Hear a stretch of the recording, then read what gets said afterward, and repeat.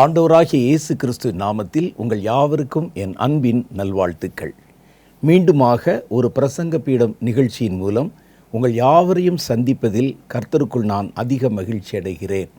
ஒவ்வொரு வாரமும் நம்ம கர்த்தருடைய சந்நிதியிலே கூடி ஒரு குடும்பமாக ஆராதிக்கவும், பல காரியங்களுக்காக ஜெபிக்கவும், கர்த்தருடைய வார்த்தைகளை ஒருமனப்பட்டு தியானிக்கவும் கர்த்தர் இந்த நிகழ்ச்சியின் மூலம் நமக்கு அனுகிரகம் செய்து வருகிறார். இந்த நிகழ்ச்சியை நீங்கள் ரொம்ப உன்னிப்பாக கவனிக்கிறீர்கள். இந்த நிகழ்ச்சியின் மூலம் அநேக பயன் எங்களுக்கு உண்டானது என்றும், ஜெபிக்கும்போது கர்த்தருடைய மகிமை உணர்ந்தேன் என்றும், சில குறிப்பிட்ட காரியங்களுக்கு ஜெபிக்கும்போது எங்கள் கண்கள் திறக்கப்பட்டு அந்த காரியங்களை குறித்த சில வெளிப்பாடுகளையும் தரிசனங்களையும் கூட பெற்றோம் என்றும் எங்களுக்கு கடிதம் அனுப்பியிருக்கிறீங்க. மாத்திரல்ல, நிறைய பேர் கர்த்தருடைய வசனத்தை, வார்த்தைகளை நம்ம தியானிக்கும் பொழுது கர்த்தர் பல புதிய காரியங்களை எங்களோடு வெளிப்படுத்தி பேசுகிறார் என்பதும் நிறைய சாட்சிகளை எங்களுக்கு அனுப்பி கொண்டிருக்கிறீர்கள்.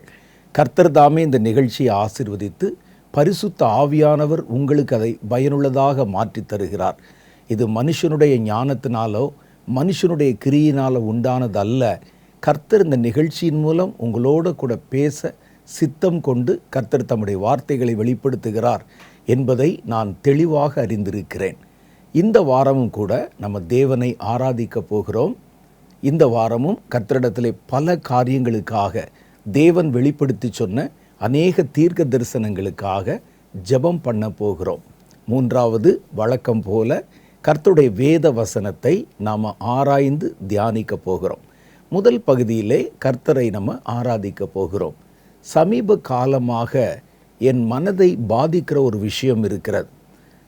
நம்மை சுற்றிலும் இருக்கிற நம்முடைய சமுதாயம், குறிப்பாக வாலிபர் சமுதாயம் எதை நோக்கி போகிறது என்று சொல்ல தெரியவில்லை. வாலிபர்கள் முன்ன மாதிரி இல்லை. இது எல்லா காலத்திலையும் அப்படித்தான் சொல்லுவார்கள், வாலிபர்கள் முன்ன மாதிரி இல்லை அப்படின்னு. ஆனால் உண்மையிலே இந்த கடைசி காலத்தில் நாம் கற்பனை செய்ய முடியாத அளவுக்கு எக்ஸ்ட்ரீமாக பல பாவங்களுக்குள்ளே பிரவேசிக்கிறதை கவனித்து பார்க்க முடியுது.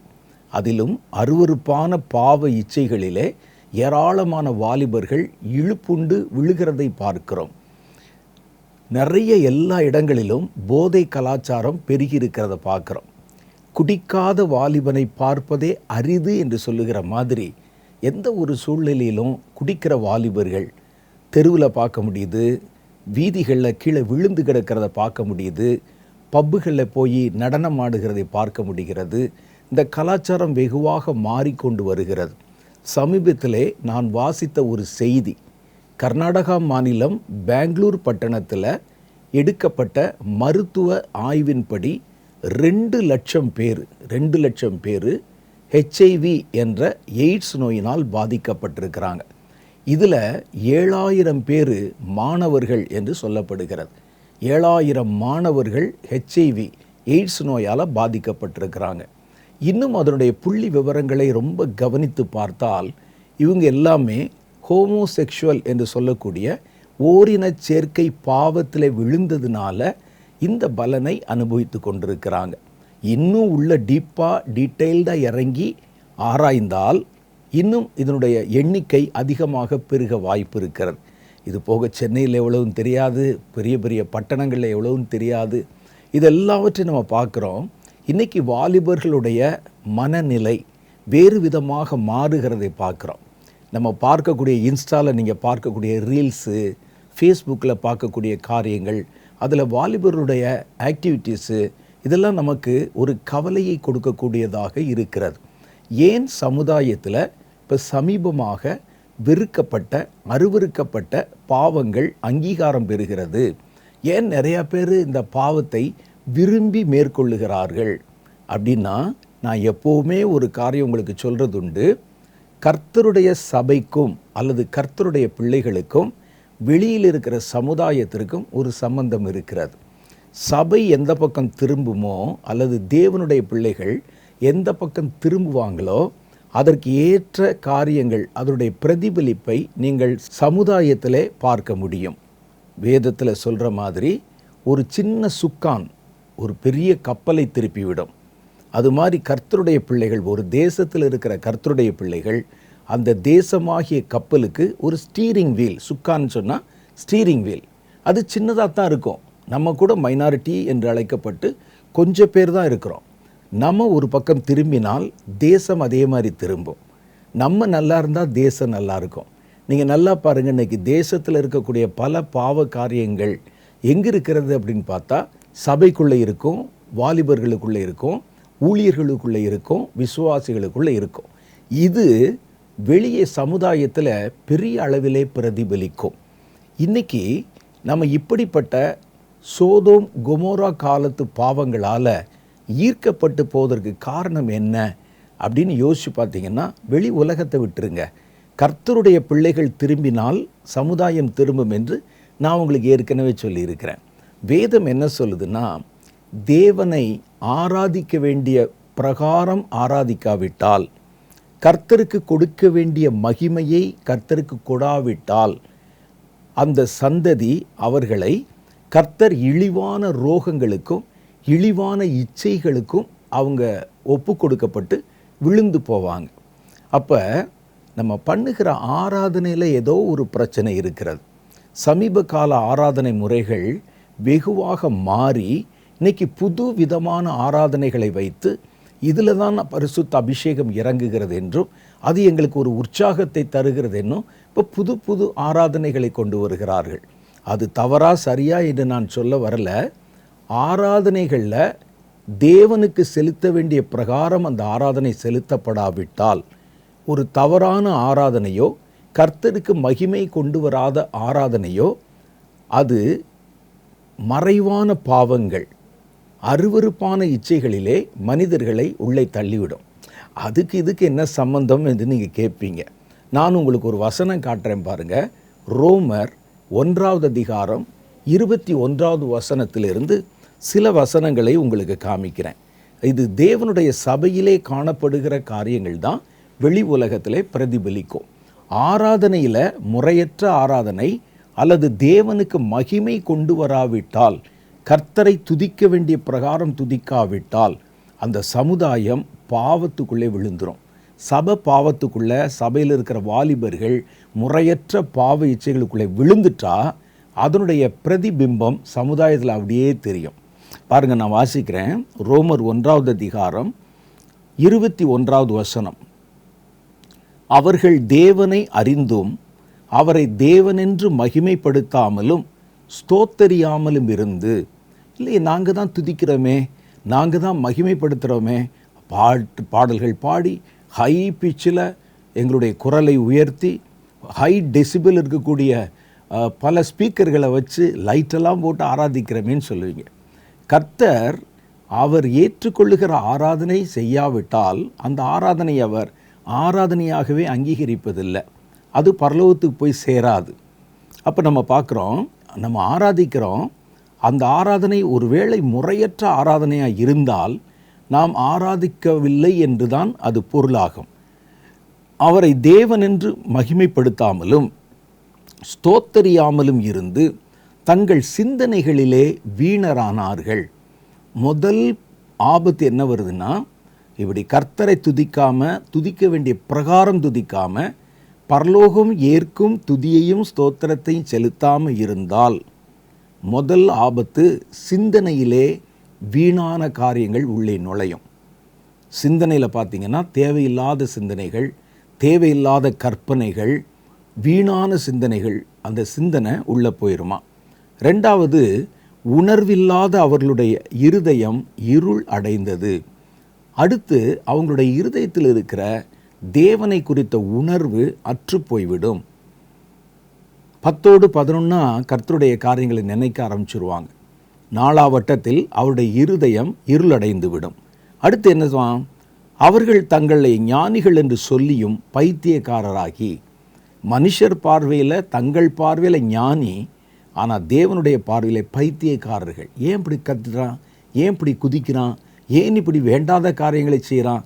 கர்த்தர் நம்மை பார்க்கும் பார்வையிலே நம்ம விவேகிகளாக ஞானிகளாக இருக்கிறோமா, பைத்தியக்காரர்களைப் போல் இருக்கிறோமா என்று நம்ம தான் யோசித்து பார்க்கணும்.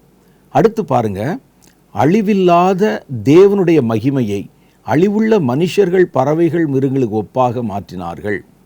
இப்போ இந்த ஆராதனையிலே தவறான ஆராதனைகள் செலுத்தப்படும்போது 24வது வசனம் சொல்லுது, இதன் நிமித்தம் அவர்கள் தங்கள் இருதயத்தில் உள்ள இச்சைகளினாலே ஒருவரோடு ஒருவர் தங்கள் சரீரங்களை அவமானப்படுத்தத்தக்கதாக தேவன் அவர்களை அசுத்தத்திற்கு ஒப்பு கொடுத்தார். இவர்கள் செய்கிற இந்த முறையற்ற ஆராதனை, பரலோகத்தில் ஏற்கப்படாத ஆராதனைகள், அதனால் இவர்களுடைய மனசில் ஒரு கடுமையான இச்சை அவர்களை ஆளுமை செய்ய ஆரம்பித்து ஒருவர் மேல் ஒருவர் தங்களுடைய சரீரங்களை அவமானப்படுத்தினார்கள். தேவனுடைய சத்தியத்தை அறிந்த அவர்கள் அதை பொய்யாக மாற்றி சிருஷ்டிகரை தொழுது சேவியாமல் சிருஷ்டிகளை தொழுதார்கள். 26 சொல்லுது, இது நிமித்தம் தேவன் அவர்களை இழிவான இச்சை ரோகங்களுக்கு ஒப்பு கொடுத்தார். அடுத்து பாருங்க, இந்த ஓரின பாவத்தை குறித்து சொல்லுது. அந்தபடியே அவருடைய பெண்கள் அனுபோகத்தை சுபாவத்துக்கு விரோதமான அனுபோகமாக மாற்றினார்கள். அந்தபடியே ஆண்களும் பெண்களை சுபாவப்படி நேசியாமல் ஒருவர் மேல் ஒருவர் விரக தாபத்தினாலே பொங்கி ஆணோடே ஆண் அவலட்சணமானதை நடப்பித்து. பார்த்தீங்களா, இதுக்கெல்லாம் மூல காரணம் எங்கே இருக்குன்னு கேட்டால் ஆராதனைகள். ஆராதனையில் குழப்பம் வந்துருச்சுன்னா நம்முடைய வாழ்க்கையில் குழப்பம் வந்துடும், நம்முடைய சிந்தனையிலே குழப்பம் வந்துடும், நம்முடைய நடைமுறைகளிலே குழப்பம் வந்துடும், சபையிலே குழப்பம் வந்துடும்.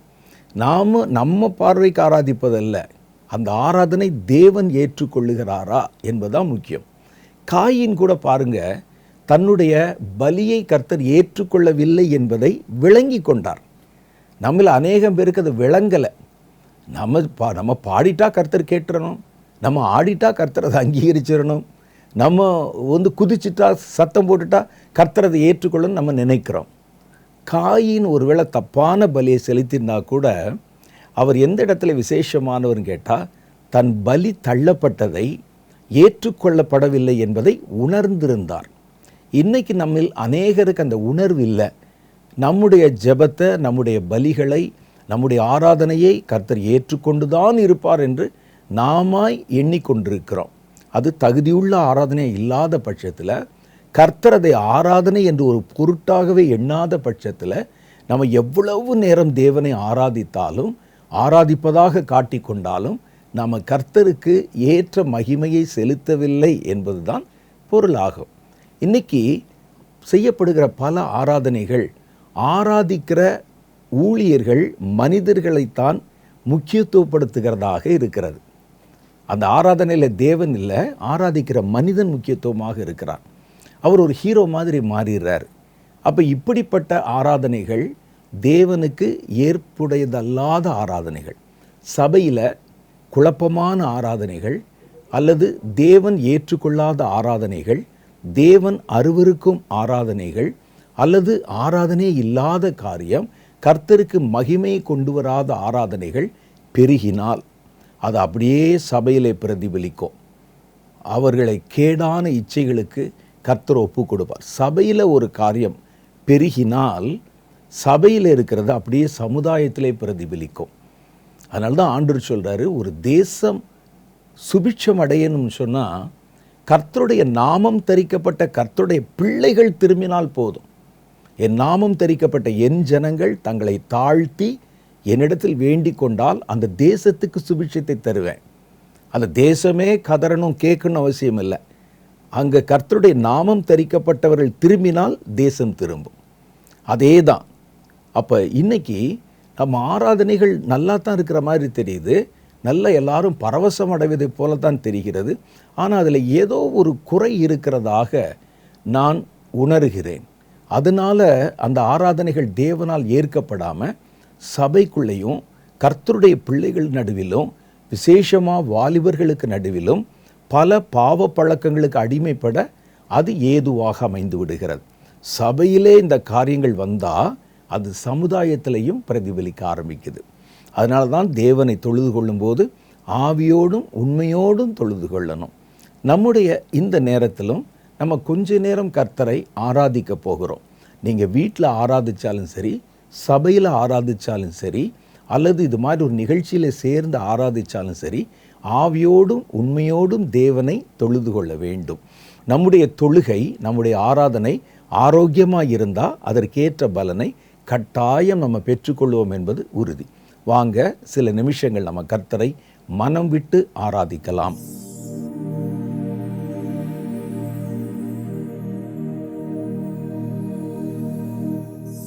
மலைகள் விலகினாலும் பர்வதங்கள் நிலை பெயர்ந்தாலும் என் கிருபை உன்னை விட்டு விலகாமலும் என் சமாதானத்தின் உடன்படிக்கை நிலை பெயராமலும் இருக்கும் என்று சொன்னீரே ஆண்டவரே. ஆமாண்டவரே, எங்களை உம்முடைய கிருபையால் நிரப்பும் ஆண்டு. தேவ கிருபையால் எங்களை நிரப்பும் ஆண்டவரே. ஆமேன். உம்மை நாங்கள் ஆராதிக்க வந்திருக்கிறோம். நீர் எங்களை உம்முடைய கிருபையால் நிரப்பும், கிருபையால் சூழ்ந்து கொள்ளும் ஆண்டவரே. ஹல்லேலூயா, ஹல்லேலூயா. தேவ கிருபை என்றும் உள்ளது, அவர் கிருபை என்றும் உள்ளது. அவரை போற்றி துதித்து பாடி அல்லேலூயா என்றார் மரிப்போம். அவரை போற்றி துதித்து பாடி அல்லேலூயா என்றார் மரிப்போம். தேவ கிருபை என்றும் உள்ளது, அவர் கிருபை என்றும் உள்ளது. அவரை போற்றி துதித்து பாடி அல்லேலூயா என்றார் மரிப்போம். அவரை போற்றி துதித்து பாடி அல்லேலூயா என்றார் மரிப்போம். நெருக்கப்பட்டோ மடிந்திடாமல் கர்த்தர்தாம் நம்மை காத்ததாலே. நெருக்கப்பட்டோ மடிந்திடாமல் கர்த்தர்தாம் நம்மை காத்ததாலே. அவர் நல்லவர், அவர் வல்லவர், அவர் கிருபை என்றும் உள்ளது. அவர் நல்லவர், அவர் வல்லவர், அவர் கிருபை என்றும் உள்ளது. தேவ கிருபை என்றும் உள்ளது, அவர் கிருபை என்றும் உள்ளது. அவரை போற்றி துதித்து பாடி அல்லேலூயா என்றார் மரிப்போம். அவரை போற்றி துதித்து பாடி அல்லேலூயா என்றார் மரிப்போம். சத்துரு சேனை தொடர்ந்து சூழ்கையில் பக்தனாம் தாவீதின் தேவன் நமக்கு. சத்துரு சேனை தொடர்ந்து சூழ்கையில் பக்தனாம் தாவீதின் தேவன் நமக்கு. முன் சென்றாரே அவர் நல்லவர், அவர் கிருபை என்றும் உள்ளது. முன் சென்றாரே அவர் நல்லவர், அவர் கிருபை என்றும் உள்ளது.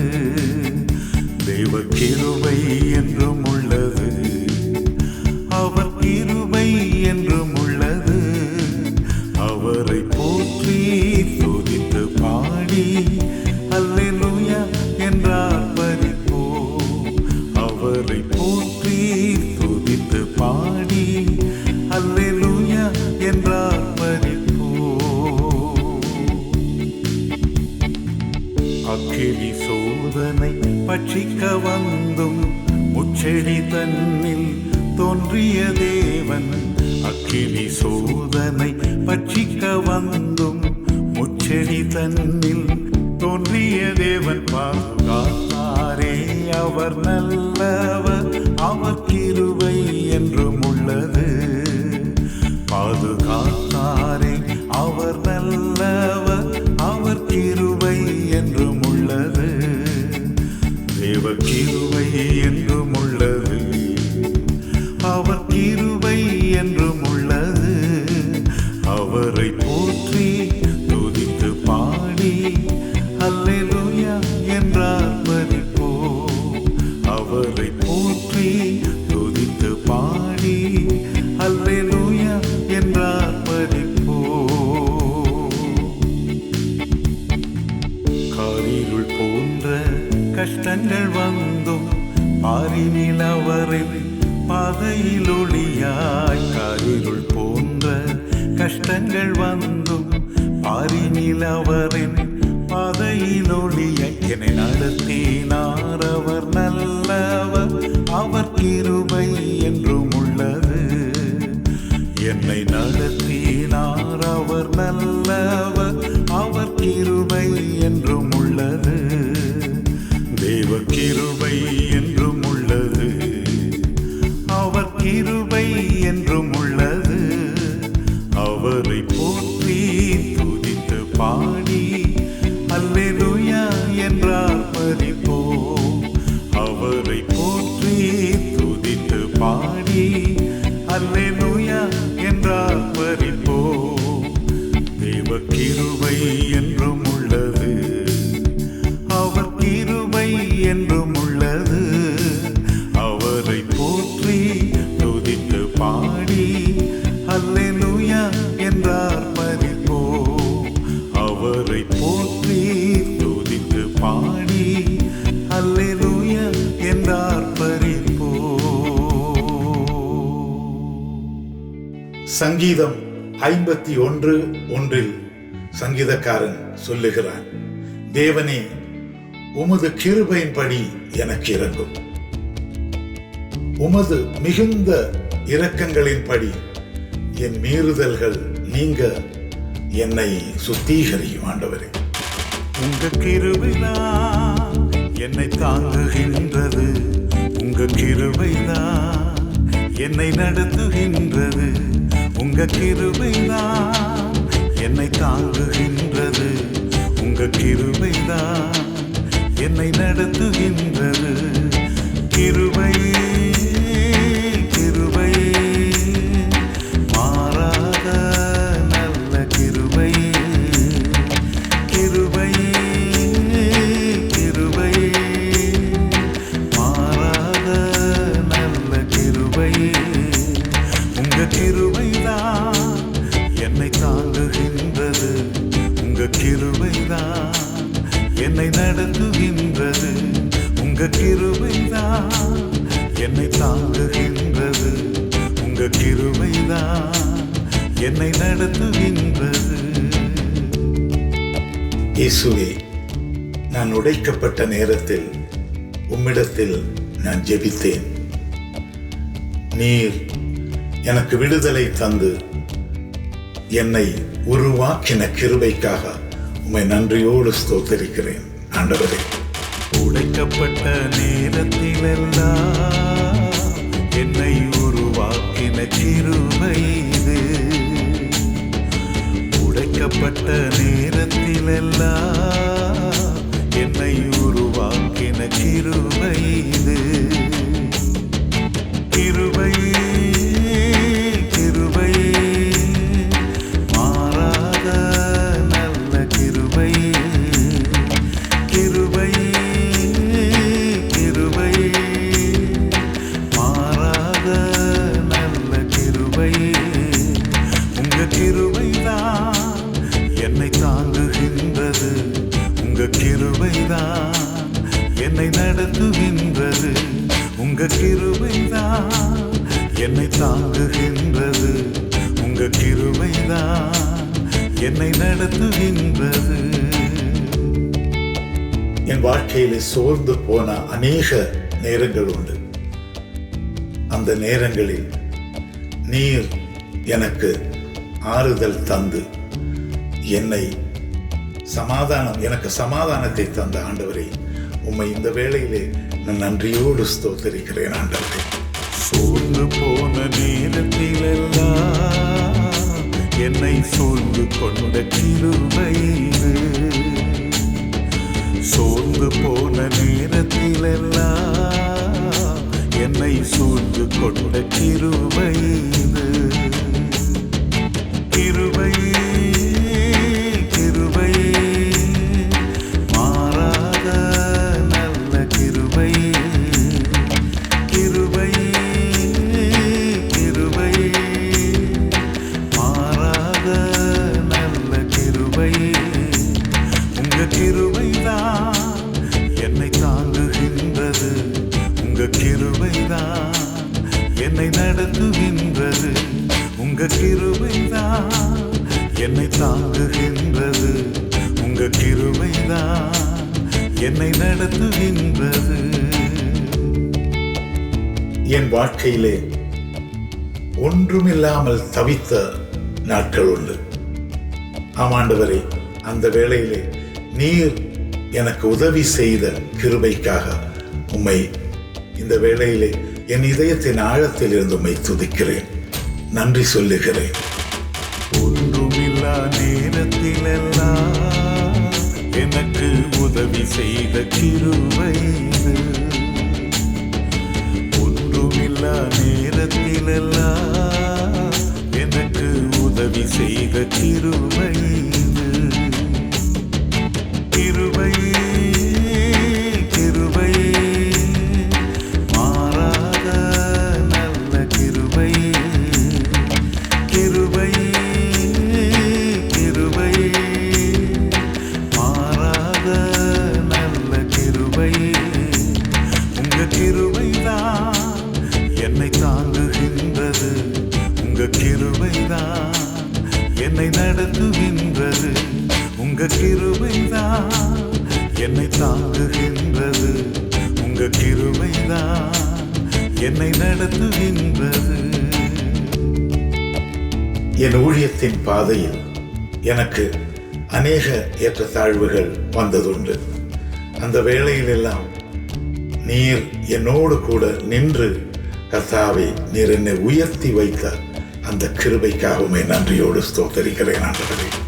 ஊழியத்தின் பாதையிலெல்லாம் என்னை உயர்த்தி வைத்த கிருபை இது. ஊழியத்தின் பாதையிலெல்லாம் என்னை உயர்த்தி வைத்த கிருபை இது. கிருபை கிருபை மாறாத நல்ல கிருபை. கிருபை கிருபை மாறாத நல்ல கிருபை.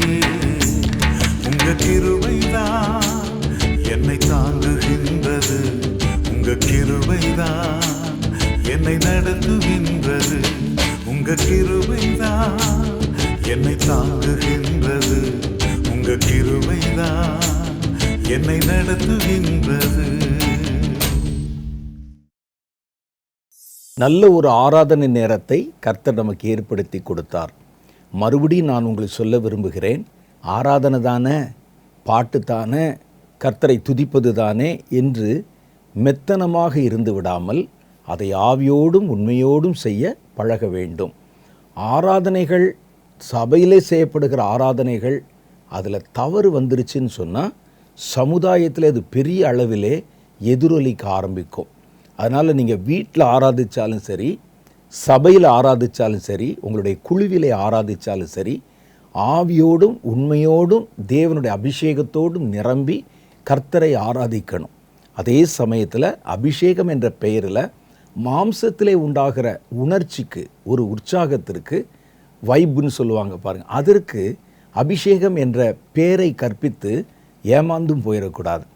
அதனால் தேவனை ஆவியோடு உண்மையோடும் தொழுது கொள்ளணும். இன்றைக்கி நம்ம கர்த்தரை ஆராதித்திருக்கிறோம். தேவன் நம்மை தம்முடைய வல்லமையிலே நிரப்பி இருக்கிறார். இந்த அபிஷேகத்தோடு சில நிமிஷங்கள் ஜெபம் பண்ண போகிறோம். எதற்கு ஜெபம் பண்ண போகிறோன்னு சொன்னால், சமயங்களில் கர்த்தருடைய சபையிலே அல்லது கர்த்தருடைய சந்நிதியிலே தேவ பிள்ளைகளோடு நாங்கள் காத்திருந்த நேரங்களில் கர்த்தர் தேசத்தை குறித்தும் வரப்போகிற காலங்களை குறித்தும் வெளிப்படுத்தி சொன்ன காரியங்களில் ஒவ்வொன்றை ஒவ்வொரு வாரம் எடுத்து அதை உங்களுக்கு விளக்கி சொல்லி அதற்காக உங்களை ஜெபிக்க வைப்பதை வழக்கமாக வைத்திருக்கிறோம். ஒரு காரியத்தை கர்த்தர் வெளிப்படுத்தி சொன்னால் அதில் முதல் அவருடைய எதிர்பார்ப்பு அந்த காரியத்திற்காக நம்ம ஜெபிக்க வேண்டும் என்பது தான். அப்போ ஒரு காரியத்தை கர்த்தர் வெளிப்படுத்தும் போது அநேகர் சேர்ந்து ஜெபம் பண்ணினால் அந்த காரியத்தை கர்த்தர் சீக்கிரமே நமக்கு வாய்க்க பண்ணுவார். ஒரு ஆபத்தாக இருந்துச்சுன்னா நிறைய பேர் அபயமிட்டு கர்த்தரிடத்தில் ஜெபித்தால் அந்த ஆபத்தை கர்த்தர் தடை செய்து போடுவார். அதனால தான் நம்ம சேர்ந்து ஜெபம் பண்ணுறோம். இன்றைக்கி கூட கர்த்தர் பேசி சொன்ன ஒரு தீர்க்க தரிசனத்தை உங்களுக்கு விளக்கி அதில் எதற்காக நம்ம ஜெபிக்க வேண்டும் என்ற ஜெப குறிப்புகளை சொல்லி உங்களை ஜெபிக்க சொல்லுவாங்க. அப்போ இவர்களோட கூட சேர்ந்து நீங்களும் ஜெபம் பண்ணணும். மாத்திரம் இல்லை, சொல்லப்படுகிற ஜெப விண்ணப்ப குறிப்புகளை நீங்களும் குறித்து வைத்து கொண்டு தொடர்ந்து உங்களுடைய தனி ஜெபத்திலும் குடும்ப ஜெபத்திலும் குழு ஜெபத்திலும் கூட இதற்காக நீங்கள் மன்றாடி ஜெபம் பண்ணணும். அட்லீஸ்ட் அடுத்த வார நிகழ்ச்சி வர்ற வரைக்கும் தொடர்ந்து இந்த காரியத்திற்காக நீங்கள் ஜெபிக்கணும்.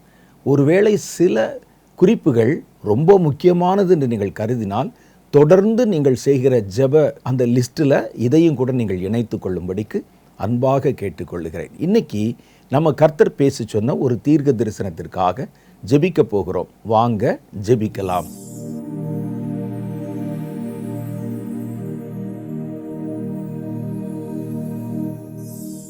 Praise the Lord. இந்த நாள்லையும் நம்முடைய தேசத்தில் நடைபெற்று வருகிற முக்கியமான சில காரியங்களை, பாதிப்புகளை நம்ம தெரிந்து கொண்டு அதற்காக எல்லாருமே மன்றாடி நம்ம ஜெபிக்க போகிறோம். நம்முடைய மனித சமுதாயத்தை அடிக்கடியாக பாதித்து வர்ற 2 முக்கியமான பேரிடர்கள் என்ன அப்படின்னு சொன்னால், ஒன்று நிலநடுக்கம், 2வது நிலச்சரிவு. இது 2 தான் அதிக அளவில் இந்த நாட்களில் நடந்து கொண்டே வருகிறத நம்ம பார்க்குறோம். இன்றைய உலகத்தில் அறிவியல், தொழில்நுட்பம் இதெல்லாம் அபாரமான ஒரு வளர்ச்சியை அடைஞ்சிருக்கு அப்படின்னு தான் நம்ம சொல்லணும். செயற்கை நுண்ணறிவு, அதாவது ஆர்டிஃபிஷியல் இன்டெலிஜென்ஸ், மருத்துவம், தகவல் தொழில்நுட்பம் அப்படின்னு சொல்லிட்டு பல துறைகளில் அசாதாரணமான சாதனைகளில் இந்த நாளில் படைச்சிருக்கிறாங்க. ஆனாலும் ஒரு உண்மையை நம்மால் மறக்கவே முடியாது. இயற்கைக்கு முன்பதாக ஒரு மனிதனாலும் நிலைத்து நிற்கவே முடியாது. அதை ஒரு மனிதனும் தன்னுடைய கட்டுப்பாட்டுக்குள்ளே கொண்டு வரவே முடியாது அப்படிங்கிறது தான் உண்மை. சமீப காலங்களில் உலகத்தில் பல பகுதிகளில் நிலநடுக்கம், கனமழை, வெள்ளம், அதே போல் நிலச்சரிவு போன்ற பேரிடர்கள் அடிக்கடியாக நிகழ்ந்து கொண்டே வருகிறத நம்ம செய்திகளில் கேட்கிறோம். சில நிமிடங்கள்லேயே ஆயிரக்கணக்கான மக்களினுடைய வாழ்க்கை அப்படியே தலைகீழாக மாறி போயிருது.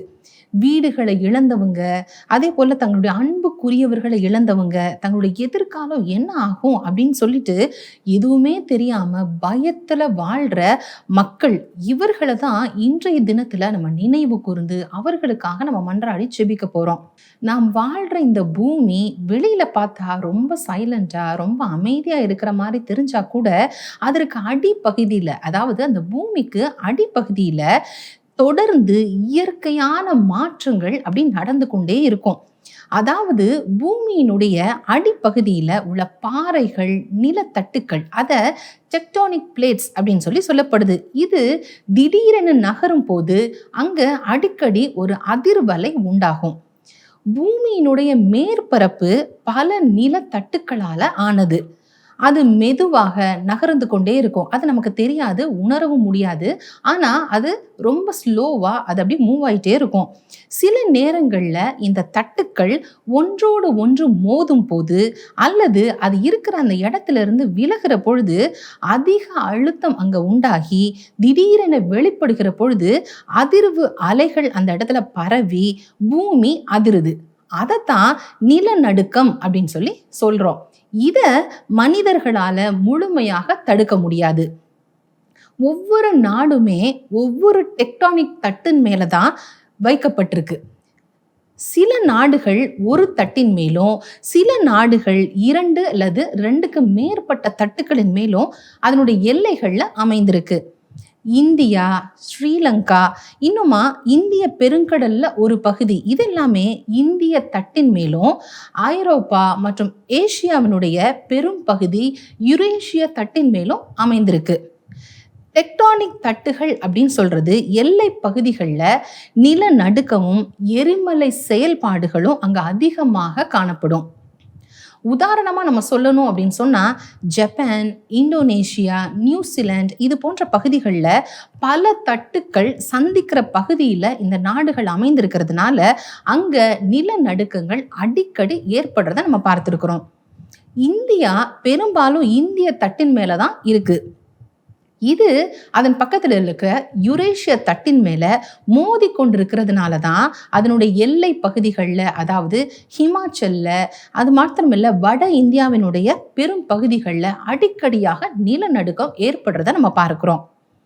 நிலநடுக்கத்தின் காரணங்கள் அப்படின்னு பார்த்தா நிறைய காரணங்கள் சொல்லப்படுது. நிலத்தட்டுகள், இப்போ நான் சொன்ன மாதிரி அந்த டெக்டோனிக் பிளேட்ஸ் மூவ் ஆகுதுல்ல, அதனால ஏற்படுற அந்த நிலநடுக்கம் ஒரு காரணம். எரிமலை வெடிப்பதற்கு முன்பதாகவும் அந்த ஒரு அதிர்வு அங்கே ஏற்படும். நில அதிர்வுகள், அது மாத்திரமல்ல ஆழமான சுரங்க தோண்டுதல், இதன் மூலமாகலாம் நிலநடுக்கம் வருது அப்படின்னு சொல்லி காரணங்களாக சொல்றாங்க. ஒரு மிகப்பெரிய நிலநடுக்கம் ஏற்பட்டுச்சு அப்படின்னு சொன்னா என்னென்னலாம் பாதிப்புகளை சந்திக்க வேண்டியது இருக்கும் அப்படின்னு பார்த்தா, வீடுகள், பள்ளிகள், மருத்துவமனைகள் உள்ளிட்ட கட்டிடங்கள் எல்லாம் ஒரு நிமிஷத்துல அப்படி இடிந்து போயிடும். ஆயிரக்கணக்கான மக்கள் உயிரிழப்பாங்க. அதே போல அநேகர் காயப்படவும் செய்வாங்க. சாலைகள், பாலங்கள், ரயில் பாதைகள் இதெல்லாம் சேதமடைஞ்சிரும். மின்சாரம், குடிநீர், தகவல் தொடர்பு போன்ற அத்தியாவசிய காரியங்களும் அங்க பாதிக்கப்பட்டுரும். கடலுக்கு அடியில இந்த நிலநடுக்கம் ஏற்பட்டுச்சுன்னு சொன்னா அதைத்தான் சுனாமி அப்படின்னு சொல்லப்படுது. அது மாத்திரமல்ல, இது நிமித்தமாக மக்கள் பயத்தினால, மன அழுத்தத்தினால, எதிர்கால அச்சம் அப்படின்னு சொல்லிட்டு நிறைய உளவியல் பாதிப்புகளுக்கும் உள்ளாகிறாங்க அப்படின்னு சொல்லப்படுது. அதே போல இரண்டாவதாக நிலச்சரிவுன்னு சொன்னோம்ல, அந்த நிலச்சரிவுனா என்ன அப்படின்னு சொன்னா, மலை பகுதிகளில் அல்லது சரிவான இடங்கள்ல இருக்கிற மண், கற்கள், பாறைகள் இதெல்லாம் திடீர்னு கீழே சரிந்து விழுறது. இதைத்தான் நிலச்சரிவு அப்படின்னு நம்ம சொல்றோம். தொடர்ச்சியான கனமழை காரணமாக அந்த இடத்துல மண் அதிக அளவுல தண்ணீரை உறிஞ்சி அது பலவீனம் அடைகிறத பார்க்கிறோம். திடீர்னு இது பலவீனம் அடைகிறதுனால சரிந்து விழுந்துருது. இப்படி சரியறதுனால, இந்த நிலச்சரிவுனால சில நொடிகளுக்குள்ளாக முழு கிராமமுமே அப்படி மண்ணுக்குள்ள புதைந்து போறதையும், மிகப்பெரிய பேரழிவுகளை இது ஏற்படுத்துறதையும் நம்ம பார்க்கிறோம். ஒரு மிகப்பெரிய நிலச்சரிவு ஏற்பட்டுச்சு அப்படின்னு சொன்னா, ஏற்கனவே நம்ம சொல்லப்பட்ட பாதிப்புகள் மாதிரி இங்கேயும் என்னென்னலாம் பாதிப்புகள் வரும் அப்படின்னு பார்த்தா, வீடுகள், அதே போல முழு கிராமங்களும் அப்படி ஒரு நொடியில மண்ணுக்குள்ள புதைந்து மிகப்பெரிய உயிரிழப்புகள் ஏற்படும். மக்கள் இடிபாடுகளுக்குள்ள காணாம போயிடுவாங்க. சாலைகள், பாலங்கள் இதெல்லாம் சேதமடைந்து போக்குவரத்து அப்படி முடக்கப்பட்டு போயிடும். விவசாய நிலங்கள் அழிஞ்சிரும். குடிநீர் ஆதாரங்கள் பெரிதளவில் பாதிக்கப்படும். மக்கள் தங்களுடைய வாழ்விடங்களை விட்டு வெளியேற வேண்டிய நிர்பந்த நிலை ஏற்படும். கடந்த மாதங்கள்ல நம்ம பார்த்தோம் அப்படின்னு சொன்னா, பல இடங்கள்ல இந்த நில அதிர்வுகள் ஏற்பட்டதை நம்ம கேள்விப்பட்டோம்.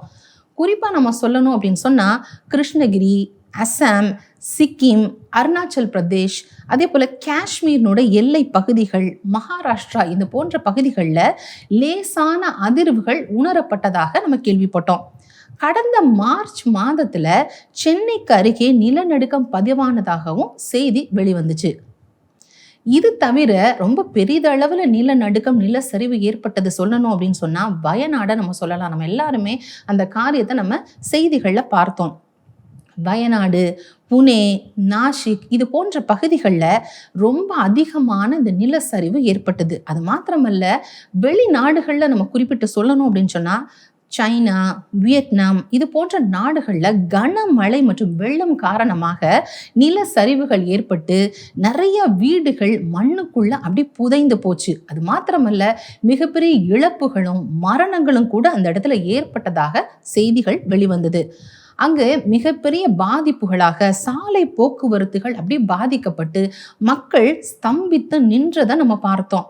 மீட்பு பணிகள் அந்த இடத்துல தொடர்ந்து நடைபெற்று கொண்டே இருந்துச்சு. இன்னுமாக மெக்சிகோ, அதே போல Turkey, Venezuela, Japan, Philippines, Russia, Indonesia, China அப்படின்னு சொல்லிட்டு இந்த நாடுகளுடைய பட்டியல் பாருங்களேன் எவ்வளோ லாங்கா போகுதுன்னு. அத்தனை தேசங்கள்லையுமே சக்தி வாய்ந்த நிலநடுக்கம் ஏற்பட்டதாக சொல்லப்பட்டது. இதுல ஜனங்கள் மண்ணுக்குள்ளாக புதைந்து இடிபாடுகளுக்குள்ள சிக்கி சகதிகளுக்குள்ளாக அந்த ஜனங்கள் எங்க இருக்கிறாங்க, இதற்குள்ள மாட்டிட்டு இருக்கிறாங்களா அப்படின்னு சொல்லி தேடுகிற காட்சியை நம்ம பார்க்கிற பொழுது நம்முடைய இருதயத்தை அது அப்படி நிலைக்குலைய செய்தது அப்படின்னு தான் நம்ம சொல்லணும். இயற்கை பேரிடர்கள் அப்படிங்கிறது ஒரு வெறும் செய்தி மாத்திரம் இல்லை, அது ஆயிரக்கணக்கான குடும்பங்களினுடைய கண்ணீர். பல குழந்தைகளுடைய எதிர்காலம் அதுல அடங்கி இருக்கு. பெற்றோரை இழந்த பிள்ளைகளினுடைய வேதனை அங்க இருக்கு. ஒரு நொடி பொழுதுல அந்த நிலைமை அப்படி தலைகீழாக மாறி போனதை நம்ம பார்க்கிறோம். கண்களுக்கு முன்பதாகவே கட்டிடங்கள், உடைமைகளை அனைத்துமே புதைந்து தரைமட்டமாகி போயிருச்சு. லட்சக்கணக்கான குடும்பங்கள் தங்களுடைய வீடுகளை இழந்து நடு தெருவில் அப்படி தவித்து கொண்டு நிற்கிறத நம்ம பார்த்தோம். அநேக ஜனங்கள் முகாம்கள்ல தஞ்சம் அடைந்திருந்தாங்க.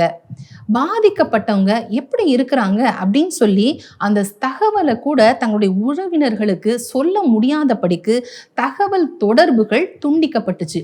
இப்படிப்பட்ட நிலைகளை தான் கடந்த நாட்கள்ல நம்ம பார்த்தோம். இந்த பேரிடர்கள் எல்லாம் நமக்கு ஒரு ஆழமான உண்மையை வெளிப்படுத்துது. அது என்ன நமக்கு உணர்த்துது அப்படின்னு சொன்னா, மனிதன் எவ்வளவுதான் வளர்ச்சி அடைந்திருந்தா கூட, பல காரியங்களை சாதித்து நிறைய முன்னணியில இருந்தா கூட, இயற்கைக்கு முன்பதாக ஒரு மனிதனாலும் நிலை நிற்க முடியாது அப்படிங்கிறத தான் இந்த பேரிடர்கள் நமக்கு உணர்த்துது. அது மாத்திரமல்ல, நம்முடைய வாழ்க்கை எத்தனை நிலையற்றது அப்படிங்கிறதையும் இந்த காரியம் நமக்கு உணர்த்துது. இன்னைக்கு நம்ம கையில இருக்கிறது நாளைக்கு இல்லாமலே போகலாம்.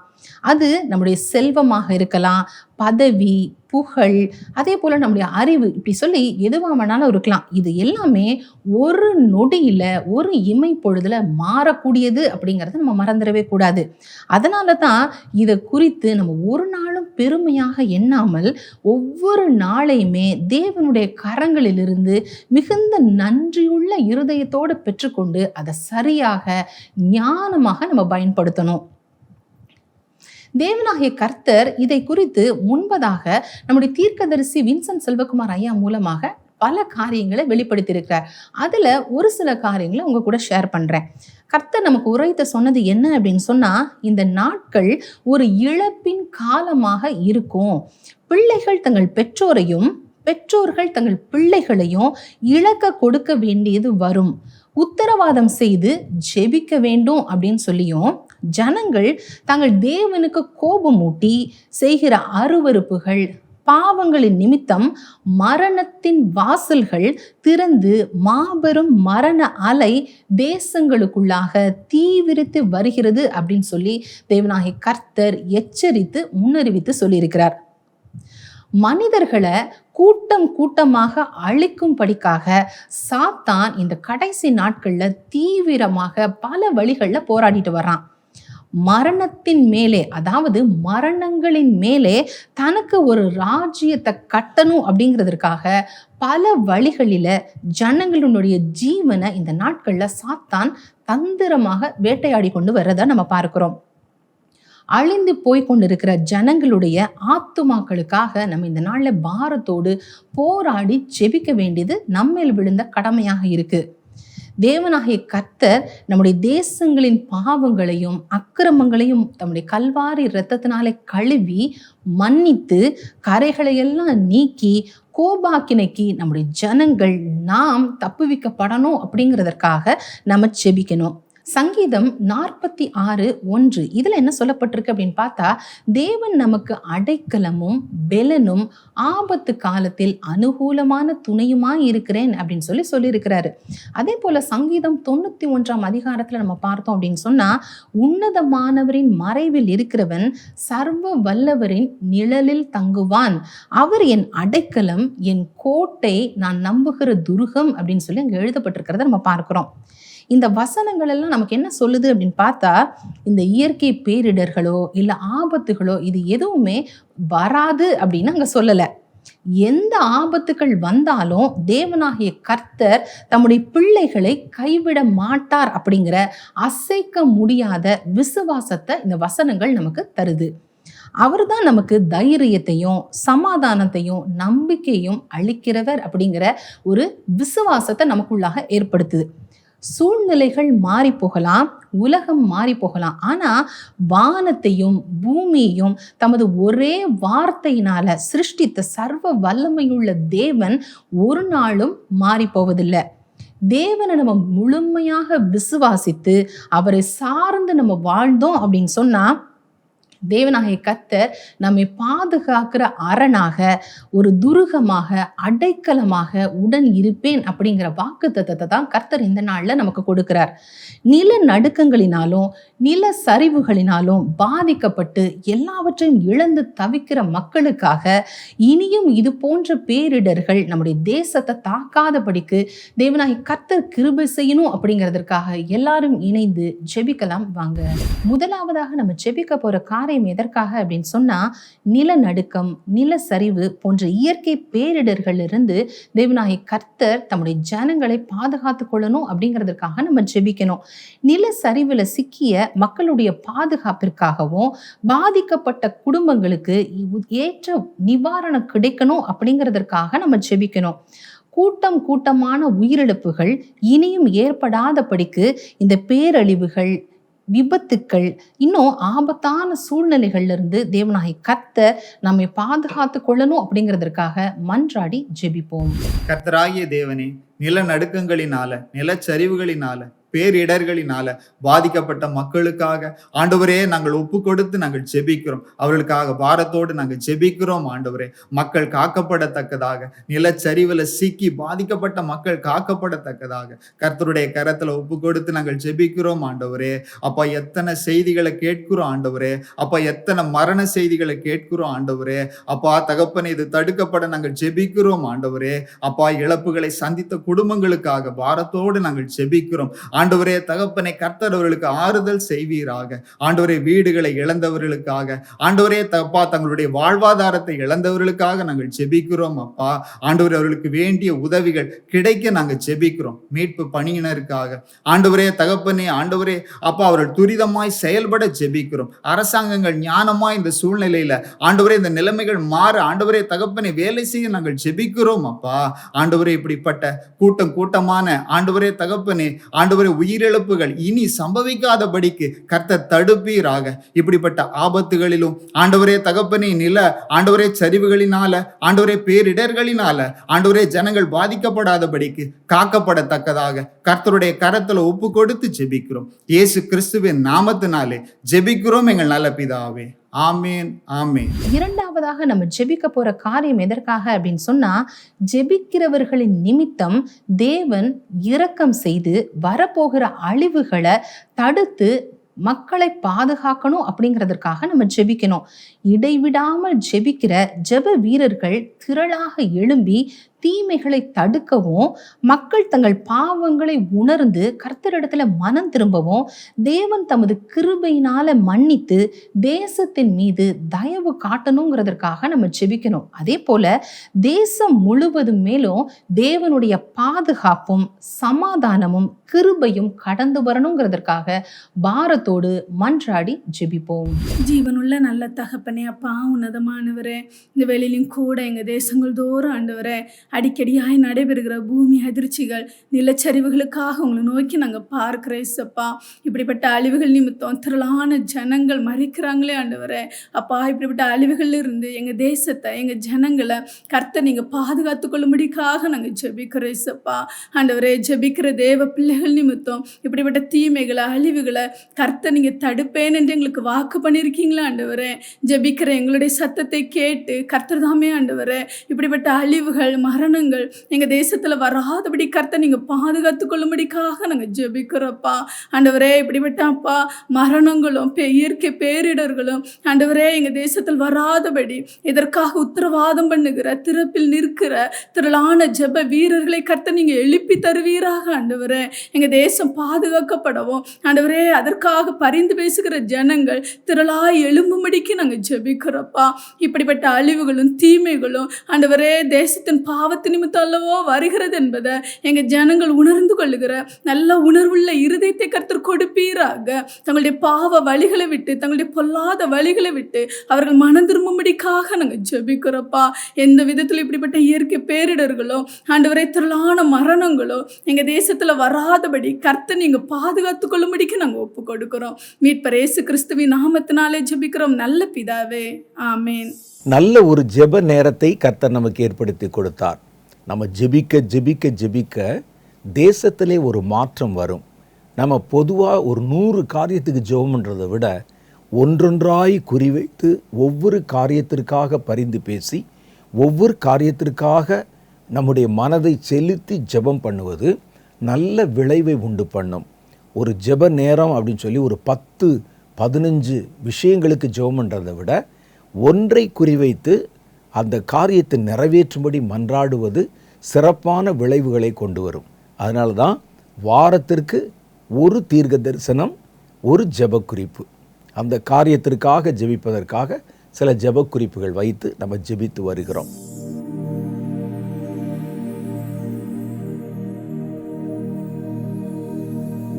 இப்போ அடுத்து நம்ம கர்த்தருடைய வார்த்தையை தியானிக்க போகிறோம். அதுக்கு முன்னால் உங்களுக்கு ஒரு சின்ன அனௌன்ஸ்மெண்ட் சொல்லிக்கொள்ள ஆசைப்படுகிறேன்.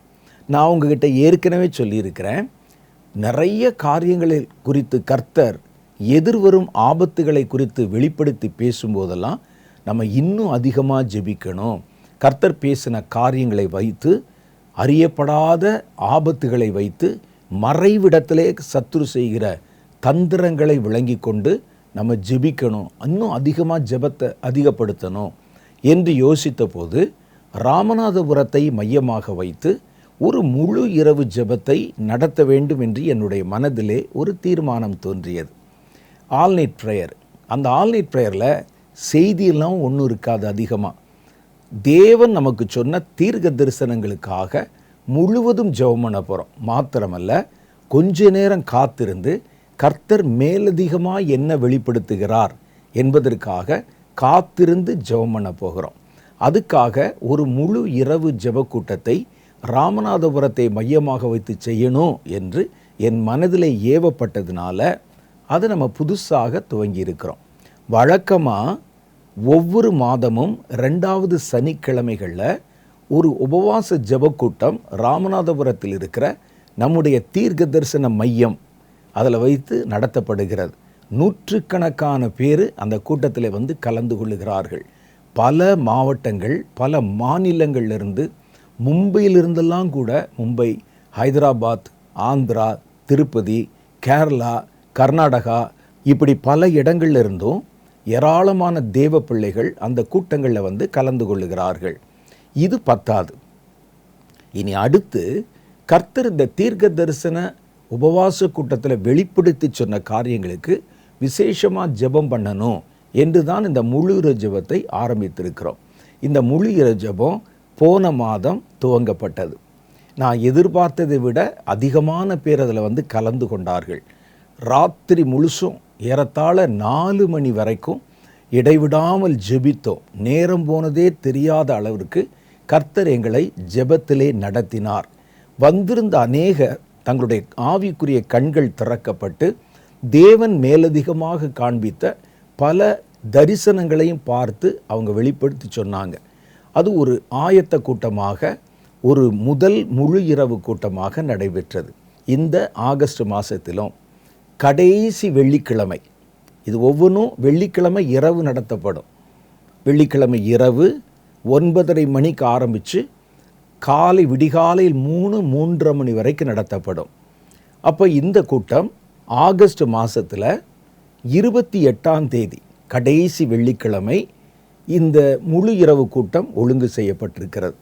உங்களுக்கு பக்கத்தில் இருக்கிறவங்க வந்து கலந்து கொள்ள வேண்டும் என்று விரும்பினால் நாமும் கூட சேர்ந்து அந்த இரவிலே தேவனுடைய சமூகத்தில் காத்திருந்து ஜெபிக்கலாம் அப்படின்னு ஏவப்பட்டால் நீங்கள் தாராளமாய் வந்து கலந்து கொள்ளலாம். மறுபடியும் உங்களுக்கு ஞாபகப்படுத்துகிறேன், இந்த கூட்டம் இந்த மாதம் ஆகஸ்ட் மாதம் 28ஆம் தேதி கடைசி வெள்ளிக்கிழமை இரவு 9:30 மணிக்கு ஆரம்பித்து விடிகாலை 3-3:30 மணி வரைக்கும் தொடர்ந்து நடக்கும்.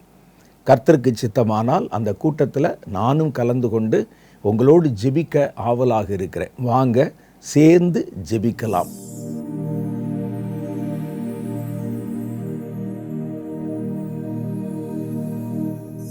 இப்போ நம்ம கர்த்தருடைய வார்த்தைகளை தியானிக்க போகிறோம். இன்றைக்கு நம்முடைய தியானத்திற்கென்று நான் தெரிந்து கொண்ட வேத வசனம் 1 கொரிந்தியரின் புஸ்தகம் 9வது அதிகாரம் 11வது வாக்கியம். 1 கொரிந்தியர் 9:11. அதில் என்ன சொல்லுதுன்னா, நான் உங்களுக்கு ஞான நன்மைகளை விதைத்திருக்க உங்கள் சரீர நன்மைகளை அறுத்தால் அது பெரிய காரியமா அப்படின்னு கேட்குறான். நான் உங்களுக்குள்ளே விதைச்சது என்ன விளையும் என்று எதிர்பார்த்து விளைத்தேன் என்றால் ஞான நன்மைகள். நீங்கள் தேவனுக்குள்ள கர்த்தரை குறித்து அறிகிற அறிவிலே வளருவீர்கள். நீங்கள் கர்த்தரோடு இன்னும் நெருக்கமான ஐக்கிய உறவை கொள்வீர்கள். நித்திய ஜீவனிலே பங்கு பெறுவீர்கள். கர்த்தருடைய சாயலை தரித்து கொள்வீர்கள். பரிசுத்தம் அடைவீர்கள். சத்தியத்திலே நடப்பீர்கள். இதான ஞான நன்மைகள். நான் பேசினது, பிரசங்கம் பண்ணினது, உங்களுக்கு ஓடினது, உழைத்தது, இவ்வளவு கஷ்டத்துக்கு நடுவிலும் பலவீனத்துக்கு நடுவிலும் உங்கள் நடுவில் வேத வசனங்களை, வார்த்தைகளை, உபதேசங்களை விதைத்தது, இது கிடைக்கும் நம்பித்தான். உங்களுடைய வாழ்க்கையில் என்னென்னலாம் விளைச்சல் உண்டாகும். நீங்கள் சத்தியத்துக்கு சாட்சியாக இருப்பீங்க. கர்த்தருக்கு அடுத்த காரியத்திலே உண்மையாக இருப்பீங்க. தேவனுக்குள்ளே வைராக்கியமாக இருப்பீங்க. பாவத்துக்கு எதிர்த்து நின்று யுத்தம் செய்கிறதுல, போராடுகிறதுல இரத்தம் சிந்தத்தக்கதாக எதிர்த்து நிற்பீர்கள். கர்த்தருக்கு நல்ல கனிகளை கொடுப்பீர்கள். இந்த ஞான நன்மைகள் உங்களிடத்தில் கிடைக்கும் நினச்சி தான் நான் விதைத்தேன். அவர் சொல்றாரு, உங்களை அவ்வளவு பாரத்தோட இது கிடைக்கும்னு சொல்லித்தான் நான் உங்களுக்குள்ளே இவ்வளோ பிரயாசப்பட்டேன். அதற்காகத்தான் முழங்கால் படியிட்டு ஜெபித்து தேவனிடத்தில் வார்த்தைகளை வாங்கி இதெல்லாம் விளையும் என்று நம்பி உங்களுக்குள்ளே கொடுத்தேன். ஆனால் இந்த ஆள் இவ்வளோ கத்தி பேசுகிறானே, இவர் இவ்வளோ தூரம் வந்து நமக்கு வேலை செய்கிறாருன்னு சொல்லி நீங்கள் ஞான நன்மைகளை எனக்கு கொடுக்கல, சரீர நன்மைகளை ஒரு காணிக்கை கொடுக்குறீங்க, ஒரு துணி வாங்கி கொடுக்குறீங்க. இதுக்காகவா நான் இவ்வளோ பாடுபட்டேன்? உங்கள்கிட்ட பேசி உங்களுக்கு உபதேசம் பண்ணி நீங்கள் கொடுக்குற ஒரு காணிக்கை பணம், நீங்கள் கொடுக்குற ஒரு வெகுமதி, ஒரு ஆதாயம், இதற்காகவா நான் இதை விதைத்தேன்? நான் விதைத்தது இதற்காக அல்ல. நான் உங்களிடத்தில் ஞான நன்மைகளை விதைத்தால் நீங்கள் ஞான நன்மைகளிலே செழிக்கணும், அப்படி தான் நான் வந்து விதைத்தேன். ஆனால் நீங்கள் ஞான நன்மைகள், ஞானத்துக்கு அடுத்த காரியத்தை குறித்து கவலைப்படலை. ஆனால் நீங்கள் எனக்கு சரீர பிரகாரமான பலனை கொடுத்தீர்கள். இது ஒரு பெரிய விஷயமா? நான் எதிர்பார்த்தது வேற, ஆனால் விளைந்தது வேற அப்படின்னு சொல்லுகிறார். நம்ம எதிர்பார்த்து விளைத்தது அல்லது விதைத்தது விளைச்சலை தராமல் இருந்தால் அது நமக்கு எவ்வளோ பெரிய ஒரு ஏமாற்றத்தை கொண்டு வரும் பாருங்கள். தமிழில் ஒரு பழமொழி சொல்லுவாங்க, விதை ஒன்று போட்டால் சுரை ஒன்று முளைக்குமா அப்படின்னு. விதை என்ன போட்டோமோ அதான சுரையாக வந்து அந்த ஒரு காயா ஒரு கனியா வளரும் அப்படின்னு அதுக்கு அர்த்தம். ஆனால் இங்கே இவர்கள் போட்டது வேற விதை, விளைந்தது வேற சுரை. அதுதான் அதில் முக்கியம். இது விதைத்தவனுக்கு கிடைக்கிற ஏமாற்றம். இது விதைத்தலின் ஏமாற்றம் அல்லது விளைச்சலின் ஏமாற்றம் என்று சொல்லலாம். அந்த விவசாயிக்கு தான் தெரியும்.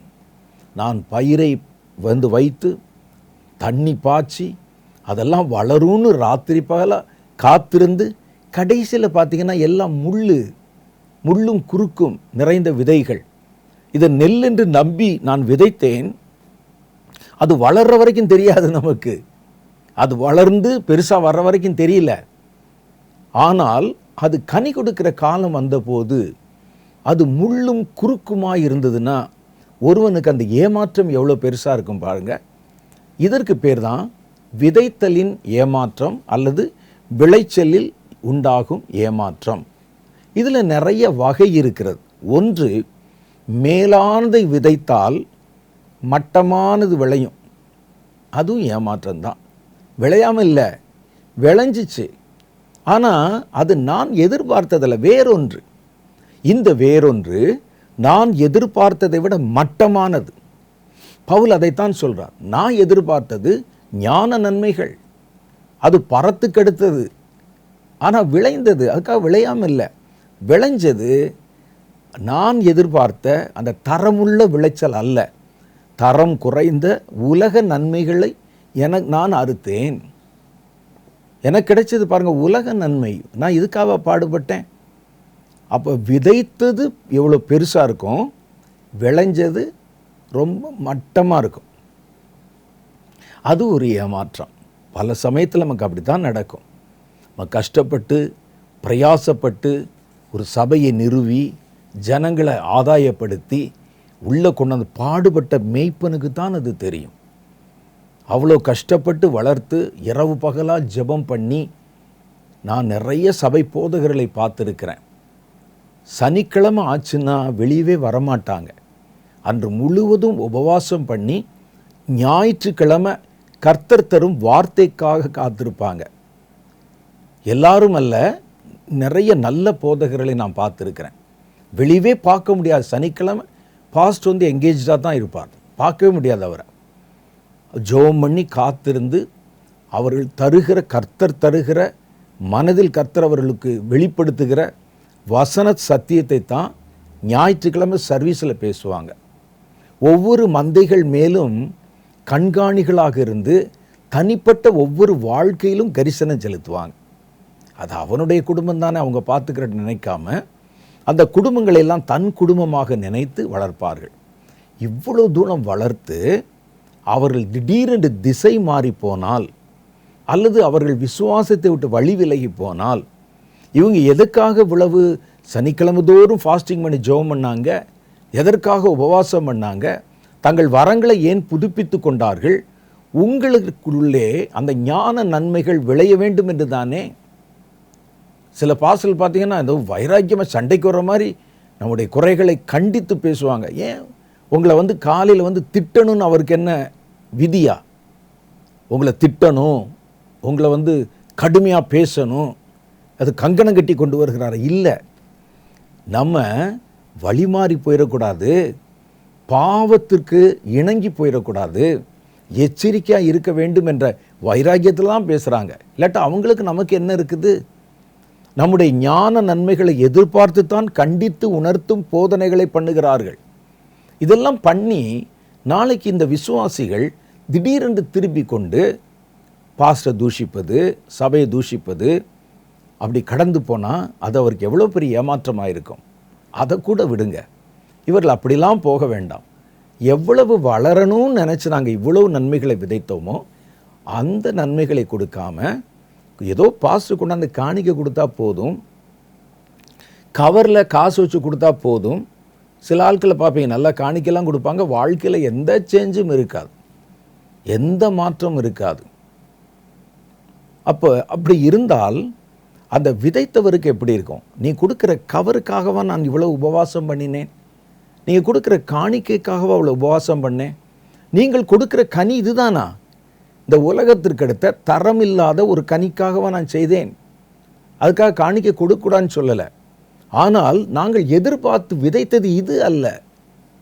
நாங்கள் எதிர்பார்த்து விதைத்தது ஞான நன்மைகள் உங்களுக்குள்ளே வரணும், நீங்கள் கர்த்தருடைய வைராக்கியத்தில் பெருகணும், கர்த்தருடைய ஊழியத்தில் பெருகணும்.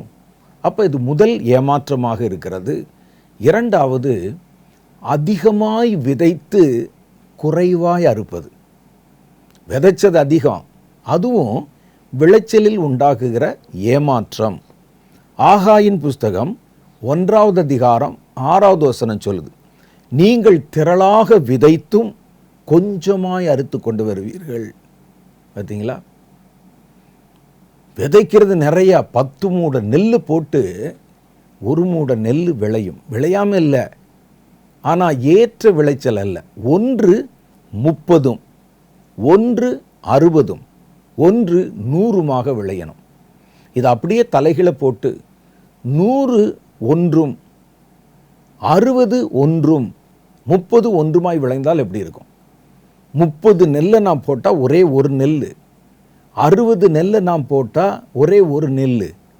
அப்படி வளர்ந்தால் எப்படி இருக்கும்? அதுதான் சொல்கிறார், நீங்கள் திரளாய் விதைத்தும் கொஞ்சமாய் அரித்து கொண்டு வருகிறீர்கள், நீங்கள் புசித்தும் திருப்தியாகவில்லை, குடித்தும் பரிபூர்ணமடையவில்லை. பார்த்தீங்களா? பற்றாக்குறை. இதுவும் விளைச்சல் தான், விளையாமல் இல்லை. அது அப்படியே கருகி மண்ணோட மண்ணாக காஞ்சு ஒன்றும் இல்லாமலாம் போகலை, விளைஞ்சிச்சு. ஆனால் ஏற்ற விளைச்சல் இல்லை. இதுவும் விளைச்சலில் உண்டாகிற ஒரு ஏமாற்றம். அடுத்து பாருங்க, இது பயங்கரமான ஒரு ஏமாற்றம். நன்மையை விதைச்சு தீமையை அறுப்பது. விதைச்சது நல்லது, நான் நல்ல வசனங்களை நல்ல வார்த்தைகளை என் ஜனங்களுக்குள்ளே விதைத்தேன், அவர்கள் பொல்லாதவர்களாக விளைந்தார்கள். எனக்கு எதிராக எழும்பி துராகிருதம் பண்ணி துன்மார்க்கமாய் பேசி சபையை உடைச்சு நாசமாக்கி, நான் இவர்களுக்கு எவ்வளோ கஷ்டப்பட்டேன், எவ்வளோ பாடுபட்டேன். பல சபை போதகர் இடத்துல பேசினா அவங்க சொல்ல அவருடைய கண்ணீர் கதைகள் அவ்வளோ அதிகமாக இருக்குது. அவர்களுக்கு நம்ம நியூஸ் பேப்பர்லாம் பல செய்திகள் படிக்கிறோம். வேறு மத தீவிரவாதிகள் சபைக்குள்ளே நுழைஞ்சு அடித்து சபையை துன்புறுத்தி பாஸ்டரை இழுத்து வெளியே போட்டு பார்ப்பீங்க நியூஸில். ஆனால் நீங்கள் நல்ல நுணுக்கமாக பார்த்தீங்கன்னா, இந்த அந்நிய மத தீவிரவாதிகளால் பாதிக்கப்படுகிற சபையை விட தங்கள் சொந்த சபையினரால் பாதிக்கப்பட்ட சபை தலைவர்களும் சபைகளும் தான் அதிகம். அது நமக்கு ஃபோக்கஸ் ஆயிரும், வெளியே எக்ஸ்போஸ் ஆயிரும். அடித்தாங்க, உதைச்சாங்க, வந்தாங்கன்னு சொல்லி. நீங்கள் நல்லா அதை கணக்கெடுத்து பாருங்கள். மாதத்தில் ஒன்று, ஏதோ அங்கு ஒன்று இங்கு ஒன்று. ஆனால் நான் சொல்கிற இந்த கணக்கை நீங்கள் எடுத்து பார்த்தீங்கன்னா 100 சபைக்கு 90 சபையில் இந்த பிரச்சனை இருக்கிறது. வேணா உங்கள் பாஸ்டர்கிட்ட தனியாக உட்காந்து நீங்கள் பேசி பாருங்கள். வருகிற எதிரிகள் வெளியே இருந்து வருவதை விட உள்ளே இருந்து எந்திருப்பான். உள்ளே இருந்து வருகிறவர்கள். இவர்களுக்கு நம்ம ஞான நன்மைகளைத்தான் விதைத்தோம், கர்த்தருடைய வசனத்தைத்தான் சொன்னோம். அவர்களுக்கு பிரச்சனை வரும்போது நாம் தான் ஜெபம் பண்ணினோம். அவர்கள் தேவனுக்குள்ளே வளர வேண்டும் என்று தான் காரியங்களை செய்தோம். ஆனால் அவர்கள் ஒரு தீய சந்ததியாக உருவாகிறத பார்க்கிறோம். ஒரு 100 சபையில் சபை விசுவாசிகள் மூலம் பிரச்சனை வந்தால் ஒரு 4 சபையில் தான் வெளியே இருக்கக்கூடிய தீவிரவாதிகள் மூலம் பிரச்சனை வந்திருக்கும். வெளியே தீவிரவாதிகள் ஒரு சபைக்கு ஒரு பிரச்சனையை கொண்டு வந்துட்டால் பேப்பரில் வந்துடும், அல்லது ஒரு இன்ஸ்டாகிராமில் வந்துடும். அடித்தாங்க, உதைச்சாங்க, கட்டு போட்டு பாஸ்டர் படுத்திருக்காரு, காலை தூக்கி கட்டில் மேலே கட்டி வச்சுருக்கிறாங்க பாருங்கள், வரும். ஆனால் அந்த சபைக்குள்ளே இருந்து வருகிறவர்கள் எதிராளிகள் மாதிரி போராடி சபையை உடைக்கிறாங்களே, அல்லது பாஸ்டரை துன்புறுத்தி துரத்துறாங்களே, இது நியூஸில் வராது. அது பெரும்பாலான இடங்களில் நடக்கிறத நான் கேட்குறேன். இந்த செய்தி போதகர்கள் கேட்டால் உண்மைதான் சொல்லுவீங்க, ஏன்னா எனக்கு தெரியும் அப்படி தான் நடக்குது. அப்போ நாம் விதைத்தது வேற. இந்த முரட்டாட்டம் உள்ள சந்ததியை பெறுவதற்காக நம்ம இவ்வளோ கஷ்டப்பட்டு பாடுபட்டு தேவனுடைய வசனத்தை வாங்கி வார்த்தைகளை வாங்கி நம்ம பேசினோம். ஒரு செகண்டில் அந்த ஊழியத்தை நான் நொறுக்கிறேன் பாருன்னு எந்திரிக்கக்கூடிய பயங்கரவாதிகள். வேதம் இதைத்தான் சொல்லுது, நன்மையை விதைத்து தீமையை அறுப்பது. சில ஆளுக்கு தீமையை விருத்து தீமையை அறுத்து அது வேற.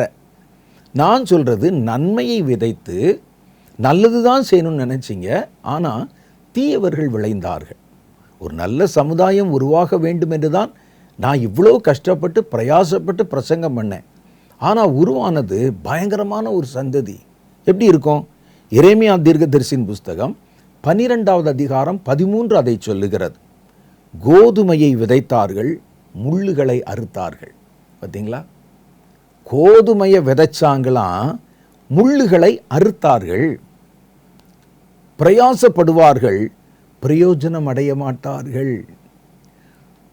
ராத்திரியை கடனை உடனே வாங்கி ஒரு மூட்டை கோதுமை வாங்கி விதைகளை அதற்கென்று பக்குவப்படுத்தி காலையில் விடிகாலில் எழுந்து நிலத்தை உழுது அதை பண்படுத்தி விளைச்சி தினம் காலையில் போய் தண்ணி பாய்ச்சி எல்லாம் வச்சுருந்து கடைசியில் போய் பார்த்தா முள் எப்படி இருக்கும்? அதுதான் வேதம் சொல்லுது. கோதுமையை விதைத்தார்கள், முள்ளுகளை அறுப்பார்கள். பிரயாசப்படுவார்கள், பிரயோஜனம் அடைய மாட்டார்கள். பார்த்தீங்களா? அப்போ இப்படிப்பட்ட ஒரு விளைச்சல், இது கடுமையான மன உளைச்சலையும் கடுமையான பாதிப்பையும் கடுமையான எதிர்விளைவையும் ஏமாற்றத்தையும் உண்டாக்குகிற விளைச்சல். இது விளையாமல் இல்லை. சில விதைகள் போட்டோன்னே நிலத்தில் காணாமலே போயிடும், அது இல்லை, விளைஞ்சிச்சு. ஆனால் ஒன்று குறைவாய் விளைந்தது, இன்னொன்று மாறுபட்டு விளைந்தது. விதைச்சது ஒன்று, முளைத்தது ஒன்று. மூன்றாவது பயங்கரமாக விளைந்தது. நான் பயிர்களை விதைய ஒரு தானியத்தை விதைத்தேன், முள்ளு வளருது. அப்போ பார்த்தீங்களா, அப்போ விதைக்கிறதுல இவ்வளோ விஷயங்களும், விளைச்சலிலே இவ்வளவு ஏமாற்றங்களும் இருக்கிறது. வேதம் அதை சொல்லுகிறது. இது நமக்கு மாத்திரம் உண்டாகலை. பவுல் சொல்கிறாரே, நான் உங்களுக்கு ஞான நன்மைகளை விதைத்தேன், ஆனால் சரீர நன்மைகள் தான் எனக்கு கிடைத்தது. நீங்கள் ஞானவான்களாக, தேவனுக்குள் நீதிமான்களாக, சத்தியவான்களாக நிற்கணும்னு நினச்சி பிரயாசப்பட்டேன். நான் நினச்சது வேற, எனக்கு கிடைச்சது வேற என்று பவுல் சொன்னார். பவுல் மாத்திரம் இல்லை, கடவுளுக்கே அது நடந்திருக்கிறது. பாருங்க, வேதத்தில் ஏசாயா தீர்க்கதரிசியின் புஸ்தகம் 5வது அதிகாரம் 1 சில வசனங்கள். ஏசாயா 5:1 சில வசனங்கள். அதை வாசிப்போம் பாருங்க. இப்பொழுது நான், கர்த்தருடைய ஒரு தோட்டத்தை பற்றி சொல்லுது. கர்த்தர் அந்த தோட்டத்தில் என்ன செய்தார் என்பதை சொல்லுகிறது. கர்த்தர் அந்த தோட்டத்திலிருந்து எதை அறுவடை செய்தார், என்ன விளைஞ்சிச்சுங்கிறதையும் இந்த பகுதி சொல்லுது. 1-6 வரைக்கும் உண்டான வசனங்களை வாசித்து பார்ப்போம். நீங்கள் இந்த வசனங்களை எடுத்து என் கூட சேர்ந்து படித்தா தான் நான் சொல்லுகிற காரியங்களை உங்களால் விளங்கி கொள்ள முடியும். நான் வாசிக்கிறேன், கேளுங்க. இப்பொழுது நான் என் நேசரிடத்தில் அவருடைய திராட்சை தோட்டத்தை குறித்து என் நேசருக்கேற்ற ஒரு பாடலை பாடுவேன். ஆண்டவருடைய தோட்டத்தை பற்றி ஒரு பாட்டு வர்ணித்து நான் பாட போகிறேன். என் நேசருக்கு மகா செழிப்பான மேட்டிலே, இந்த தோட்டம் எங்கே இருக்குன்னு கேட்டால், அதில் இருக்கக்கூடிய மண், அங்கே இருக்கக்கூடிய விளைச்சலுக்குண்டான சாதனங்கள் எல்லாம் அவ்வளோ பக்கா A1. அப்போ மகா செழிப்பான ஒரு மேட்டிலே ஒரு திராட்சை தோட்டம் இருந்தது. அவருடைய திராட்சை தோட்டம் இருக்கிற இடமே நல்ல விளையக்கூடிய ஒரு மண், செழிப்பான ஒரு இடம். அதில் ஒரு தோட்டம் இருந்தது. அதை அவர் வேலி அடைத்து அதில் உள்ள கற்களை எல்லாம் பொறுக்கி அதிலே நற்குல திராட்சை செடிகளை நட்டு அதன் நடுவிலே ஒரு கோபுரத்தையும் கட்டி அதில் ஆலையையும் உண்டு பண்ணி அது நல்ல திராட்சை பழங்களை தரும் என்று காத்திருந்தார். இப்போ இவர் என்னென்ன செஞ்சார் பாருங்க. முதல்ல நல்ல இடத்தை தேர்வு செய்தார். அதில் அந்த இடத்தை சுற்றிலும் வேலி அடைத்தார். வேறு எந்த மிருகங்களோ, வேறு பறவைகளோ, மனிதர்களோ யாரும் வந்து அந்த விளைந்தவைகளை சேதப்படுத்திடக்கூடாதுன்னு அதற்கு காவல் வைத்தார். கர்த்தர் நமக்கும் காவல் வச்சிருக்கிறார். தம்முடைய வார்த்தையினால், வசனத்தினால, தம்முடைய தூதர்களால் நம்மை காத்து கொண்டிருக்கிறார். ஒரு வேலி நம்மை சுற்றிலும் அமைத்திருக்கிறார். அதில் உள்ளே இருக்கக்கூடிய விளைச்சலை பாதிக்கக்கூடிய கல் இருக்கிற இடத்துல வேர் பரவாது. அதில் இருக்கிற கல்லெல்லாம் ஒன்றுன்னா பொறுக்கி அதிலே நற்குல திராட்சை செடியை நட்டு அதன் நடுவில் ஒரு கோபுரத்தை கட்டி, கோபுரத்தை ஏன் கட்டுவாங்க? அது மேலே ஏறி இருந்து பார்த்தா அந்த தோட்டம் முழுசும் கண்ணுக்கு தெரியும். திராட்சை தோட்டங்களில் நீங்கள் நல்லா பார்த்தீங்கன்னா ஒரு பந்தல் மாதிரி அமைச்சு உயரத்தில் 4 பக்கமும் இந்த கட்டைகளை வச்சு ஒரு பரண் மாதிரி அமைச்சிருப்பாங்க. அது மேலே தான் ராத்திரி தூங்குவாங்க. இவர் ஒரு கோபுரம் மாதிரி கட்டி மேலேருந்து பார்க்குறார். குழிநரி, சிறுநரி, யாராவது எங்கேயாவது ஒரு தோட்டத்தினுடைய தெற்கோ வடக்கோ எந்த பக்கமாக திருடர்கள் வந்துடாதபடிக்கு மேலே அவ்வளோ ஒரு கண்காணிப்பு. ஒரு கோபுரத்தையும் கட்டி அதில் ஆலையை உண்டு பண்ணி அறுக்கிற திராட்சை பழங்களை அதிலிருந்து அந்த திராட்சை ரசத்தை எடுப்பதற்கு ஒரு ஆலையும் கட்டிட்டார். எவ்வளோ எதிர்பார்ப்போடு செஞ்சுருக்கிறார் பாருங்களேன். அது நல்ல திராட்சை பழங்களை தரும் என நானே போய் தேடி அந்த விதைகளை எடுத்து கொண்டு வந்திருக்கிறேன். நல்ல நிலத்தை தேர்வு செஞ்சுருக்கிறேன். அது நல்ல கனிதான் கொடுக்கும். ஆகவே நம்ம இதை ஆலையில் அரைச்சிடலாம் அப்படின்னு வச்சு நல்ல திராட்சை பழங்களை தரும் என்று காத்திருந்தார். அதுவோ கசப்பான பழங்களை தந்தது. பார்த்தீங்களா, பவுல் சொல்கிற மாதிரி நான் விதைச்சது ஒன்று, நீங்கள் விளைந்தது ஒன்று.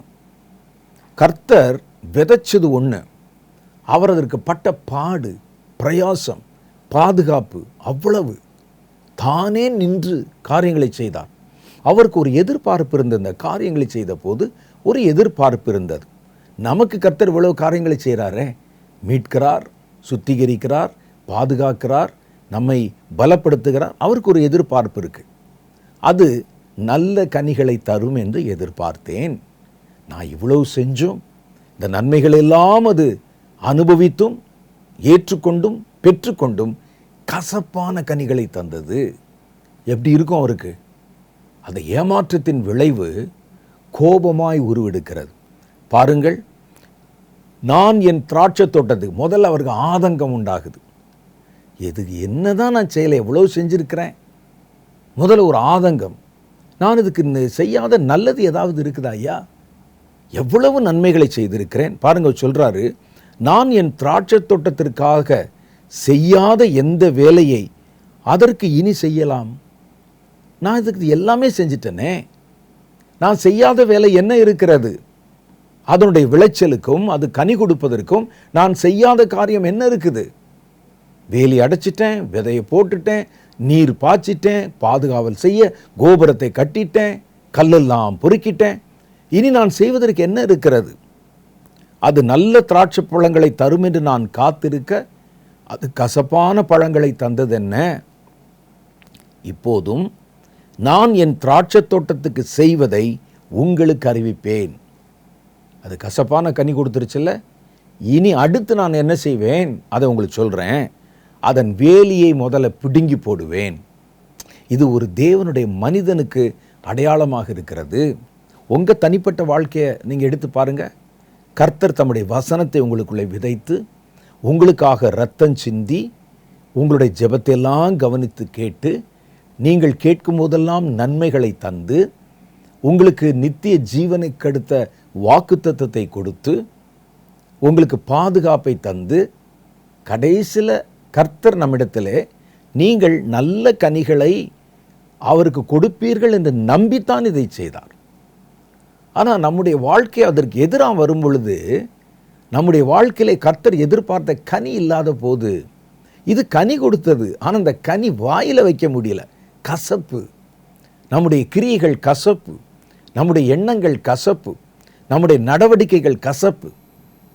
நாம் அதை கனிகள் என்று நினைத்து கொண்டோம். இப்போ கர்த்தர் என்ன செய்கிறார் பாருங்க, இப்படிப்பட்டவர்களுக்கு தான் ஒன்றை விதைத்து அவருக்கு வேறொன்றை கொடுத்தவர்களுக்கு என்ன நடக்குது பாருங்க. முதல்ல என் திராட்சை தோட்டத்துக்கு செய்வதை உங்களுக்கு அறிவிக்கிறேன். அதன் வேலியை முதல்ல எடுத்து போடுவேன். உன்னை சுற்றிலும் பாதுகாப்பு வளையம் வச்சிருக்கிறேன் பாரு, அந்த பாதுகாப்பை எடுத்து போடுவேன். நாய்களும் நரிகளும் பேய்களும் அதை மிதித்து போடும். அதற்கு வேலி இல்லைன்னா அது ஒரு பொது சொத்தாய் மாறிவிடும். யார் வேணாலும் மிதிக்கலாம், யார் வேணாலும் உள்ளே வரலாம், கேள்வி கேட்க ஆள் இல்லை. அந்த வேலியை எடுத்து போடுவேன், அது மேய்ந்து போடப்படும். மாடுகள் வந்து மிதிச்சு அதை மேய்ஞ்சு அழிச்சு போடும். அதனுடைய அடைப்பை தகர்த்து போடுவேன், அது மிதியுண்டு போம். மிதிச்சு போடுவாங்க. சாத்தான் இப்படி தான் மிதியுண்ட பிரேதம் போல, ஏசாயா 14வது அதிகாரத்தில் மிதியுண்டு போய்விடுவார்கள். அதை பாழாக்கி விடுவேன், அந்த நிலத்தையே பாழாக்கிடுவேன். அதனுடைய கிளை நறுக்கப்படாமலும் களைகொத்தி எடுக்கப்படாமலும் போவதினால் முட்செடியும் நெரிஞ்சிலும் அங்கே முளைக்கும். அதன் மேல் மழை பெய்யாதபடிக்கு மேகங்களுக்கு கட்டளையிடுவேன் என்றார். அப்போ கர்த்தர் நம்மிடத்தில் ஒன்றை எதிர்பார்க்க நம்ம அதை கொடுக்கலன்னு வச்சுக்கோங்க, நமக்கு அவர் இவ்வளவு நன்மைகளை செய்து அவர் அதற்கு ஏற்ற பலனை அறுவடை செய்ய முடியாவிட்டால் அந்த ஏமாற்றம் கர்த்தருடைய கோபாக்கினையாக வெளிப்படுகிறது. பவுலுக்கு ஆதங்கமாக தான் வெளிப்பட்டது. நான் விதைச்சது ஒன்று, விளைஞ்சது ஒன்று, என்ன செய்வது? ஆனால் கர்த்தர் அதோடு நிறுத்தவில்லை. நான் அவர்களுக்கு என்னதான் செய்யவில்லை, அது விளையும் கனி கொடுக்கும் என்று எல்லாம் தானே செய்தேன். ஆனால் அது எனக்கு கசப்பான பழங்களை தந்தது என்ன? நான் அதோடு நிற்க மாட்டேன். அடுத்து நான் உள்ளே இறங்கி வேலியை எடுத்து மிருக ஜீவன்களுக்கு அதை இரையாக்கி மழை பெய்யாதபடி செய்து எந்த நன்மையும் அவர்களுக்கு கிடைக்காதபடிக்கு கதவுகளை அடைத்து போடுவேன். பார்த்தீங்களா? நல்ல கனி கொடாத மரமெல்லாம் வெட்டுண்டு அக்னியிலே போடப்படும். இதில் 3 காரியம் நமக்கு சொல்லப்பட்டிருக்கு. ஒன்று, கர்த்தர் செய்த காரியம். 2வது, அந்த திராட்சை செடிகள் செய்த காரியம். மூணாவது, கர்த்தர் அவைகளுக்கு செய்ய போகிற காரியம். இது 3 பற்றி தான் பேசியிருக்கிறார். முதல்ல அதே தான் நம்முடைய வாழ்க்கையில் கர்த்தர் நமக்கு என்னென்னலாம் கொடுக்கிறார் யோசிச்சு பாருங்க. நமக்குள்ளே ஒரு விளைச்சலை உண்டு பண்ண, கனிகளை உண்டு பண்ண, கர்த்தர் எதிர்பார்க்கிற பயன்படுத்தக்கூடிய கனிகளை உண்டு பண்ண எவ்வளவு பண்ணுறாரு பாருங்க. தினம் நம்ம கூட போராடி நம்மை சுத்திகரித்து நம்மை கழுவி நமக்கு கர்த்தர் தம்முடைய வார்த்தைகளை தந்து பாதுகாப்பை தந்து அப்படியே பயன்படுத்தி கொஞ்சம் கொஞ்சமாக வச்சிருந்து கடைசியில் நம்ம சீ என்று மாறி போனால் கர்த்தர் வேலியை முதல்ல பிடுங்கி இந்த சாபங்கள் எல்லாம் அவர்களுக்கு வரும். கர்த்தர் நமக்கு என்னென்னலாம் செஞ்சிருக்கிறார் கொஞ்சம் யோசிச்சு பாருங்க. இதெல்லாம் கர்த்தர் ஒரு எதிர்பார்ப்போடு தான் செய்கிறார். பவுல் என்னென்ன செஞ்சிருக்கிறார்? அந்த கொரிந்து சபைக்கு அடிக்கப்பட்டேன், துன்புறுத்தப்பட்டேன், துயருற்றேன், பசியில் இருந்தேன், குளிரில் இருந்தேன், எல்லாராலும் புறக்கணிக்கப்பட்டிருந்தேன், இருந்தாலும் திரும்ப திரும்ப வந்து வைராகிய வாஞ்சி அவங்ககிட்ட பேசினேன், இவ்வளவு செஞ்சனே, ஆனால் நான் எதிர்பார்த்தது வரலையே. அவர் சொல்றார். கர்த்தர் நமக்கு என்னென்ன செஞ்சிருக்கிறார் கொஞ்சம் யோசிச்சு பாருங்க. அவர் இதெல்லாம் செய்யும்போது உங்களிடத்துல ஒன்றை எதிர்பார்க்காம செய்யலை. அவர் உங்களுக்கு செய்வது எப்படி விளைய வேண்டும் என்று எதிர்பார்த்து செய்கிறார். உங்களை கர்த்தர் வந்து தேர்வு செய்து தம்முடைய திராட்சை தோட்டத்தில் நாட்டி வைத்திருக்கிறார். உங்களுக்கு பாதுகாப்பு கொடுக்கிறாரு. சிலர் பாதுகாப்பை மாத்திரம் பெற்றுக்கொண்டு தாங்கள் பலன் கொடுக்க வேண்டியதை பற்றி கவலை இல்லாமல் இருப்பாங்க. அதுதான் பிரச்சனை நிறைய பேர். ஏனென்றால் இதை மற்றவர்கள் சொல்லியும் கொடுப்பதில்லை. கர்த்தர் என்றால் நீங்கள் கேட்க கேட்க கொடுத்துக்கிட்டே இருக்கிறவர் என்று தான் நமக்கு கற்பித்திருக்கிறாங்க. உங்களை செழிப்பாக்குவார், உங்களை தலையாக்குவார், மேலாக்குவார், இப்படியே ஆக்குவார். நீங்கள் என்ன ஆவீங்க அதை சொல்லுங்க. நீங்கள் என்ன செய்ய போகிறீங்க? கர்த்தர் உங்களுக்காக யாவும் செய்து முடிப்பார். சரி, நீங்கள் என்ன செய்து முடிப்பீங்க? அதைத்தானே கர்த்தர் கேட்குறாரு. நான் உனக்கு ஒன்று செய்தால் அதில் எனக்கு கிடைக்க வேண்டிய கனி என்ன? அவர் தானே சொல்கிறாரு, நான் உனக்கு அதை செய்யும் போதெல்லாம் நீ ஒரு நற்குல திராட்சை செடியாக நல்ல கனி கொடுக்கிற ஒரு திராட்சை செடியாக வளருவாய் என்று நம்பித்தானே உனக்கு செய்கிறேன். அந்த 2வது பகுதியை நாங்கள் காட்டுறதில்லை. நிறைய ஊழியர்கள், போதகர்கள் நாங்கள் காட்டுறதில்லை. அதை கர்த்தர் செய்கிறத மாத்திரம்தான் உங்களுக்கு சொல்கிறோம். கர்த்தர் செய்வார், நீங்கள் கேட்டால் ஜெபம் பண்ணுங்க கொடுப்பாரு. இவன் நான் மற்ற எதை பற்றி கவலைப்பட மாட்டான். கர்த்தரை பற்றியோ கர்த்தருடைய சித்தம் செய்வதை பற்றி எந்த கவலையும் இல்லை. எது ஒன்று வேணுனாலும் கர்த்தரிடத்தில் கேட்டால் நமக்கு கிடைக்கும். இன்றைக்கி நம்ம என்ன செய்கிறோம் என்றால், பவுல் போன்றவர்கள் ஞான நன்மைகளை விதைத்து அவர்கள் சரீர நன்மைகளை பெற்றார்கள். இன்றைக்கி நம்ம ஞான நன்மைகளை விதைப்பதில்லை, சரீர நன்மைகளைத்தான் விதைக்கிறார்கள். சரீரத்தில் உங்களுக்கு என்னென்ன கிடைக்கும் அது மாத்திரம் சொல்கிறாங்க. நீங்கள் வேறு எதை பற்றி கவலைப்பட வேண்டியதில்லை. சர்ச்சுக்கு வந்துடுங்க, எல்லா ஜெபத்திலும் கலந்து கொள்ளுங்க, காணிக்கையே கொடுங்க. கர்த்தர் உங்களுக்கு அதை தருவார், இதை தருவார், இதை தருவார். இந்த மனிதர்கள் கொடுக்குற சரீர நன்மையை இந்த ஊழியக்காரர் பெற்றுக்கொள்வாராம், கர்த்தர் அவருக்கு கொடுப்பாராம். இது என்னையா கதையாக இருக்குது? அதைத்தான் சொல்லித் தருகிறார்கள். கர்த்தர் உங்களுக்கு கொடுத்தால் கர்த்தர் உங்களிடத்தில் ஒன்றை எதிர்பார்க்கிறார் என்பது பொருள். அப்போ அதில் வேதம் என்ன சொல்லுது பாருங்க. கர்த்தர் மனிதர்களுக்கு செய்த காரியங்கள் என்ன? அந்த திராட்சை செடிக்கு அவ்வளோ செய்தாரே, உங்களுக்கும் எனக்கும் என்ன செய்திருக்கிறார் யோசித்து பாருங்கள். ஒன்று, பாவத்திலிருந்து நமக்கு மீட்பு கொடுத்தார்ல. நம்முடைய பாவத்தை அறிக்கை செய்து, இல்லாவிட்டால் இந்த பாவத்தினுடைய தண்டனை உலகத்திலும் கொடிது, மரணத்துக்கு பிறகு வருகிற நித்தியத்திலும் அது கொடிது. பாவத்தின் சம்பளம் மரணம். பாவத்தினுடைய விளைவு உலகத்திலே தெரிஞ்சிடும். அதான் பாவத்தினுடைய விளைவு உலகத்திலே தெரிஞ்சிடும். அந்த கொடிய பாவம் அதோடைய விளைவு தெரிந்தால் கூட அதை விட்டுவிட முடியாமல் தவிச்சோம் பாருங்க. நமக்கு அவர் பாவத்திலிருந்து ஒரு மீட்பை கொடுத்தார். எதற்கு? பாவத்திலிருந்து மீட்பை கொடுத்தா நீங்கள் நல்ல கனிகளை கொடுத்து தேவன் எதிர்பார்க்கிற மனிதர்களாக விளைய வேண்டும் என்று தான் அதை கொடுக்கிறார். இல்லாட்ட எதுக்கு உங்கள் பாவத்தை எதுக்கு அவர் மீட்பு கொடுக்கணும்? அந்த பாவத்திலே தான் மறுபடியும் சாக போகிறேன் என்றால் ஏன் உன்னை மீட்க வேண்டும்? பாவத்திலிருந்து மீட்கப்பட்டு நீங்கள் ஒரு புதிய ஜீவனை கொடுக்க வேண்டும் என்று தானே கர்த்தர் அதற்காக இவ்வளோ பாடுபட்டிருக்கிறாரு.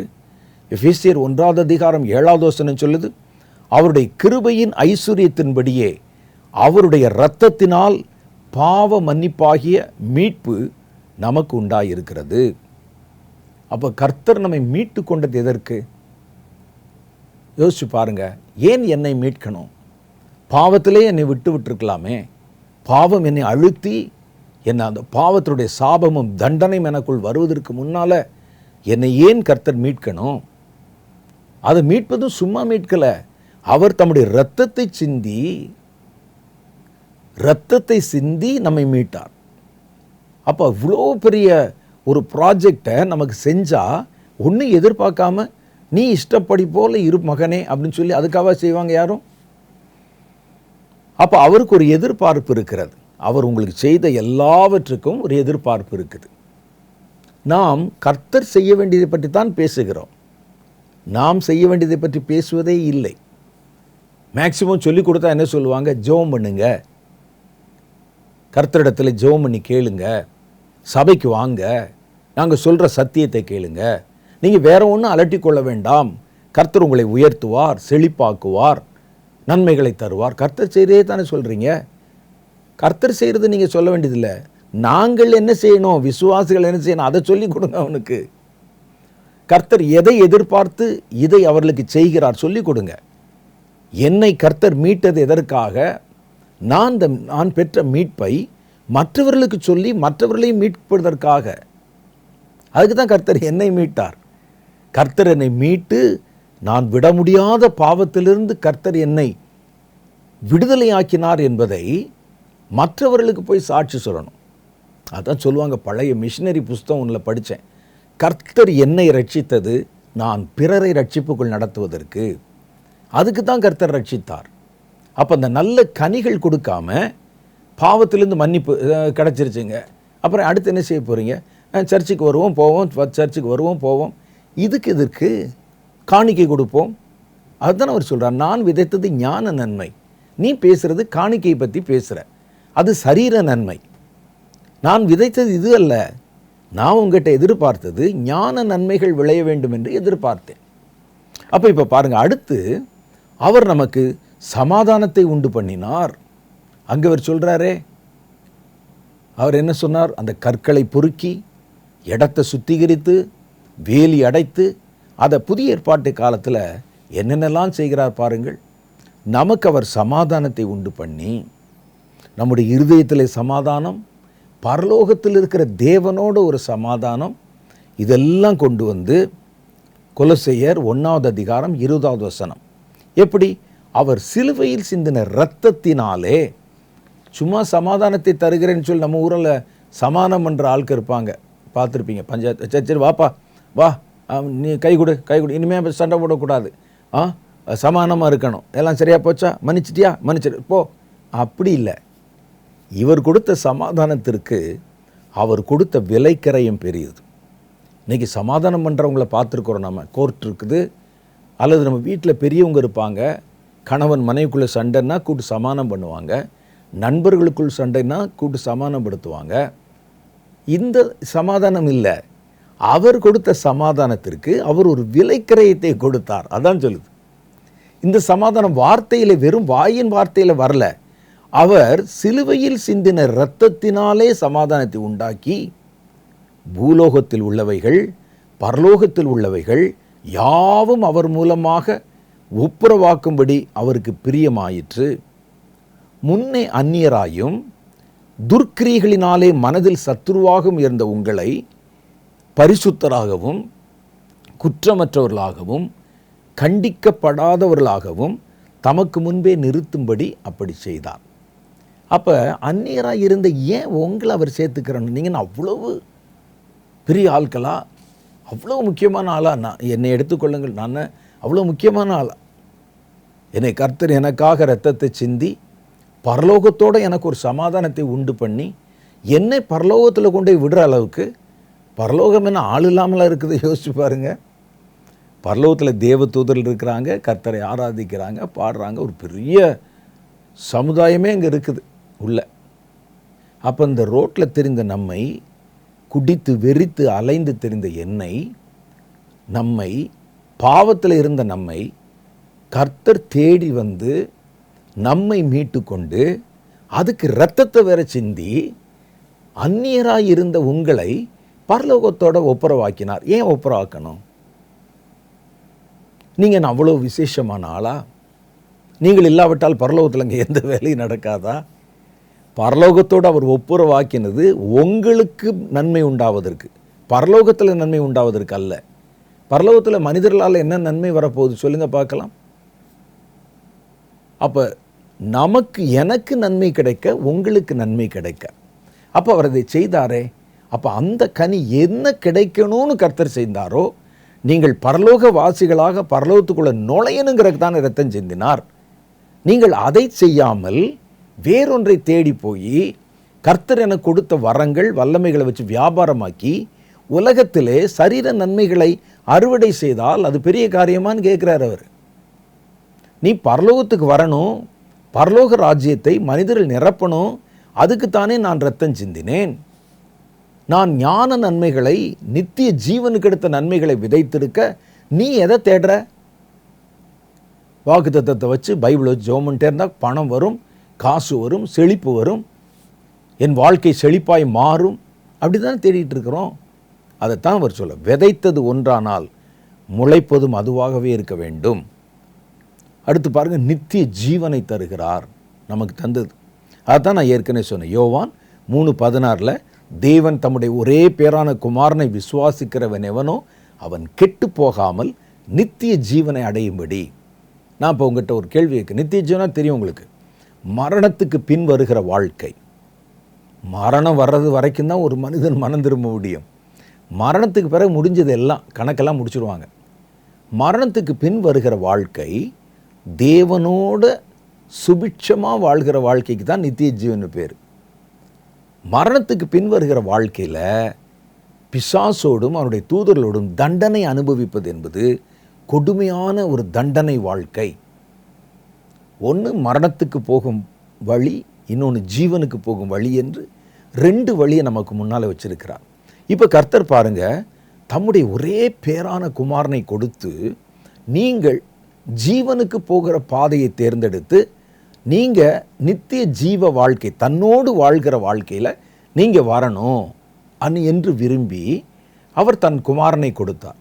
அப்போ கர்த்தர் உங்களுக்கு எதை எதிர்பார்த்து தன் குமாரனை விதைத்தார் யோசிச்சு பாருங்க. குமாரனை கொடுத்தார்னு சொல்கிறோம். அவர் தம்முடைய ஒரே பேரான குமாரனை பூமியிலே விதைத்தார். எதுக்கு? உங்களை பெரிய பணக்காரர்களாக்குவதற்கா? அல்லது 10 கார் 8 கார் வைத்து கொண்டு நடப்பதற்கா? சரீர நன்மைகளுக்காகவா? இல்லை, நீங்கள் நித்திய ஜீவனை அடையும்படி அவரை தந்தருளி. கிறிஸ்துவை தந்தருளினதே நம்ம நித்திய ஜீவனை பெறுவதற்காகத்தான்.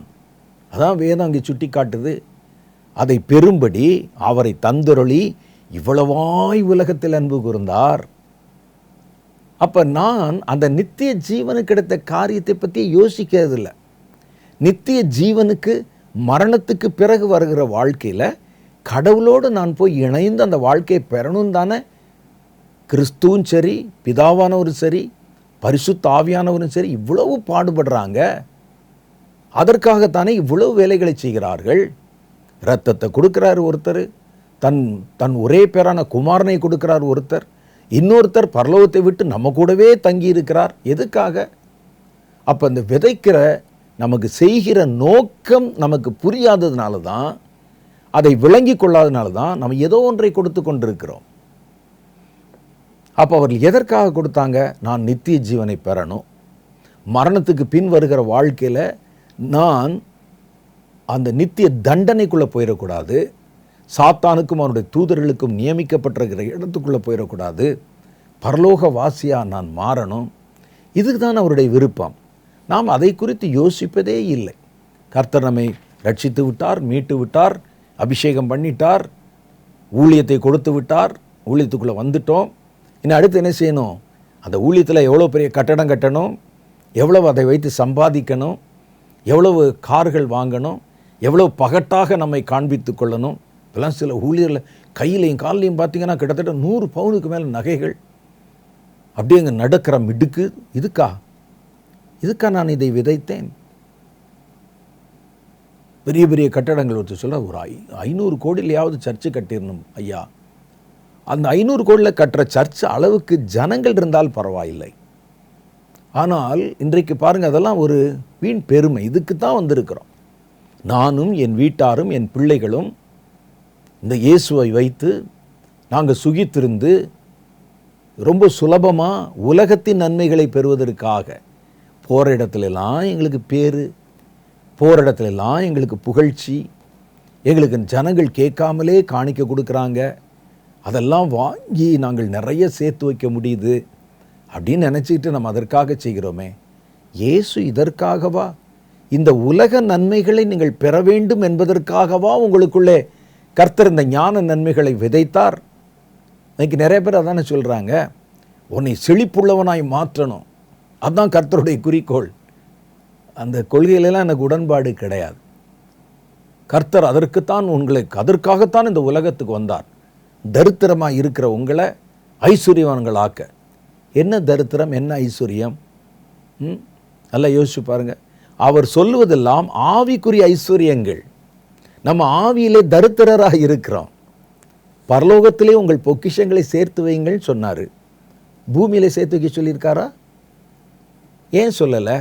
பரலோகத்தில் சேர்த்து வைக்கிற பொக்கிஷம் என்பது காசும் பணமும் அல்ல, அது ஆவிக்குரிய கிரிகளால் உண்டான பொக்கிஷம். அதைத்தான் அவர் பொக்கிஷம்னே சொல்கிறாரு. அவர் ஞான நன்மைகளை நமக்குள்ள விதைத்திருக்க, அப்போ பரலோகத்தில் நான் செய்கிற இந்த பூமியில் செய்கிற நற்கிரிகள் பொக்கிஷங்களாக சேர்த்து வைக்கப்படுகிறது. கர்த்தர் பார்க்குறாரு, நம்ம கணக்கை பார்க்குறாரு. தரித்திரனா இருக்கிறியப்பா, பரலோகத்திலே ஒரு ஆவிக்குரிய நன்மைகள், ஆவிக்குரிய ஐஸ்வர்யம் உனக்கு எதுவுமே இல்லாமல் இருக்குதே. உன் கிரியைகள் எதுவும் விளங்காத கிரியைகள், நீ செய்யக்கூடிய ஊழியம் பிரயோஜனம் இல்லாத ஊழியம். பரலோகத்திலே வரக்கூடியது உங்களுடைய காசு பணம் இல்லை. இங்கே நீங்கள் வாங்குற மாதிரி 500 கோடிக்கு நிலம் வாங்கி கட்டிட முடியாது. இதில் பரலோகத்தில் நீங்கள் கட்டணும், பரலோகத்தில் நீங்கள் சேர்க்கணும்னா நீங்கள் ஆவிக்குரிய வாழ்க்கை வாழணும், ஆவிக்குரிய நற்கிரிகளை செய்யணும், நல்ல கனிவுள்ள ஜீவிதம் பண்ணணும். அங்கே தான் பரலோகத்துக்கு போகும். அப்போ ஆண்டவர் அதை பார்க்குறாரு. அதை பார்த்துட்டு தரித்திரராக இருக்கிறையே அப்படின்னு கர்த்தர் சொல்லுகிறார். அந்த தரித்திரத்தை தான் சொல்கிறார். அப்படிப்பட்ட தரித்திரராய் பரலோகத்திற்கு தொடர்பே இல்லாமல், பரலோகத்தினுடைய நிழலுக்கு கூட சொந்தம் இல்லாமல் இருந்த உங்களை அவர் பரலோகத்திலும் ஒரு ஐஸ்வர்யவான்களாக்கி உங்களுக்கு ஒரு ஸ்தானத்தை கொடுக்கறக்காக அவர் உலகத்துக்கு வந்தார் என்பதான் அந்த வசனத்துக்கு பொருள். அதை விட்டு என்னமோ நம்மை இந்த உலகத்தில் செல்வ சீமானாய் மாற்றி பெரிய பெரிய வியாபாரிகளாக, பெரிய தொண்டர்களாக அப்படியெல்லாம் மாற்றுவதற்குத்தான் கர்த்தர் சிலுவையில் இரத்தம் சிந்தினார் என்று சொல்வது நம்ப முடியாத ஒரு காரியம். ஏன்னா நமக்கு கிறிஸ்துவை கற்றுக் கொடுத்தவர்கள், கிறிஸ்துவோடு நெருங்கி வாழ்ந்தவர்கள் யாருமே ஐஸ்வர்யவான்களாக்கப்படலை. ஒரு பேதுரு, ஒரு யோவான், ஒரு பவுல் கூட பாருங்க, காசு பணத்தை தான் இழந்தார் ஒழிய, விட்டு விட்டார் ஒழிய, அவர் இந்த கிறிஸ்துவுக்குள்ளே வந்த பிறகு அதை வச்சு ஒன்றும் பெருசாக சம்பாதிக்கலை, பேங்க்கில் பணத்தை போடலை. அப்போ வேதம் சொல்கிற அவர்கள் என்ன, நாங்கள் இந்த உலகத்தில் அரதேசியும் பரதேசியுமாக இருக்கிறோம் என்று தானே சொன்னாங்க. அப்போ கர்த்தர் நமக்குள்ளே விதைக்கிற ஞான நன்மைகள், பரத்துக்கெடுத்த நித்திய ஜீவனுக்கெடுத்த காரியங்கள் விளையணும் என்பதற்காகத்தான். நாம் இதை என்ன செய்கிறோம்? சரீர நன்மைகளை பற்றி பேசுகிறோம். சரீர நன்மைகளை குறித்தான் பேசுகிறோம். அவர் ஞான நன்மைகளை விதைத்து ஞான நன்மைகளை எதிர்பார்த்தார். ஆனால் சரீர நன்மைகள் வந்தது. இன்றைக்கி நம்ம விதைக்கிறதே சரீர நன்மை தான் விதைக்கிறோம். உலக பிரகாரமான காரியங்களைத்தான் ஜனங்களுடைய இருதயத்திலே போடுகிறோம். வாங்க 4 வாரம் தொடர்ந்து வாங்க, நீங்கள் ஜெபம் பண்ணுங்க, உங்கள் கையில் நீங்கள் அதற்காக ஜெபம் பண்ணுங்க, உங்கள் ஃபோனில் பாருங்கள், இப்போ பணம் வரும். இது என்னது? இது எங்கே இருக்கிறது வசனத்தில்? இன்றைக்கி நான் பார்க்கும் பொழுது, நம்ம பார்க்கும்போது வேறொரு இயேசு கற்பிக்கப்படுகிறார். நான் அதை பற்றி வேற ஒரு செய்தியில் உங்களோட பேசுகிறேன். வேறொரு இயேசு கற்பிக்கப்படுகிறார். நீங்கள் உழைக்காத சேர்க்காத பணத்தை உங்கள் பேங்க்கில் கிரெடிட் ஆகிவிட்டது என்று சொல்லி ஃபோனில் போடுற ஒரு இயேசு வருகிறார். அதை இயேசு என்று நம்ம காமிக்கிறோம். ஒரு சரீர பிரகாரமான காரியத்திற்காக மாத்திர துணை வருகிற இயேசுவை காமிக்கிறோம். ஆனால் வேதம் காட்டுகிற இயேசு ஞான நன்மைகளை விதைத்து உங்களை ஞான நன்மைகளை அறுவடை செய்ய வைக்கிறவர். உங்களுக்குள்ளே நித்திய ஜீவனுக்கு அடுத்த காரியங்களை கொடுத்து உங்களை நித்திய ஜீவனுக்குள் பிரவேசிக்க பண்ணுகிறவர். அடுத்து பாருங்க, அவர் நமக்கு என்ன செய்கிறாராம்? மரண பயத்திலிருந்து விடுதலை தருகிறார். எபிரேயர் 2வது அதிகாரம் 14-15 சொல்லுது, ஆதலால் பிள்ளைகள் மாம்சத்தையும் இரத்தத்தையும் உடையவர்களாய் இருக்க அவரும் அவர்களைப் போல மாம்சத்தையும் இரத்தத்தையும் உடையவரானார். மரணத்துக்கு அதிகாரியான பிசாசை தமது மரணத்தினாலே அழிக்கும்படி ஜீவ காலமெல்லாம் மரண பயத்தினாலே அடிமைத்தனத்துக்குள்ளானவர்கள் யாவரையும் விடுதலையாக்கும்படி அப்படி ஆனார். அப்போ அந்த மரண சாயல், மரண பயம் இருக்கு பாருங்க, மரணத்துக்கு பிறகு என்ன நடக்கும், அந்த பயத்திலிருந்து என்னை விடுவித்தது எதற்காக சொல்லுங்க? அப்போ இங்கே கர்த்தர் செய்கிற காரியங்கள் எல்லாம் ஆவிக்குரிய ஞானோந்திரியத்துக்குரிய காரியமாக இருக்குது. நாம் அதை எப்படி விளங்கி கொள்ளுகிறோம்? அதை உலகத்துக்குரிய நன்மைகளாக நம்ம எடுத்துக்கொள்ளுகிறோம், சரீர பிரகாரமான நன்மைகளாக எடுத்துக்கொள்ளுகிறோம். கர்த்தர் நம்மை மரண பயத்திலிருந்து விடுதலையாக்கினது எதற்காக? மரணமே உன் கூர் எங்கே என்று சொல்லி ஜெயித்து நித்திய ஜீவனுக்குள் கடந்து போவதற்காக. இந்த மரண பயத்திலிருந்தும் நித்திய ஜீவனை கர்த்தர் நமக்கு தருவதன் மூலமும் இந்த உலகத்தில் என்ன செய்ய விரும்புகிறார் அவர்?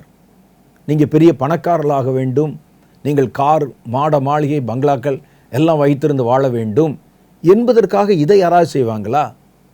அதற்கு அவர் இறங்கி வந்து இரத்தம் சிந்தி உங்களை ஐஸ்வர்யவான்களாக்கணுமா?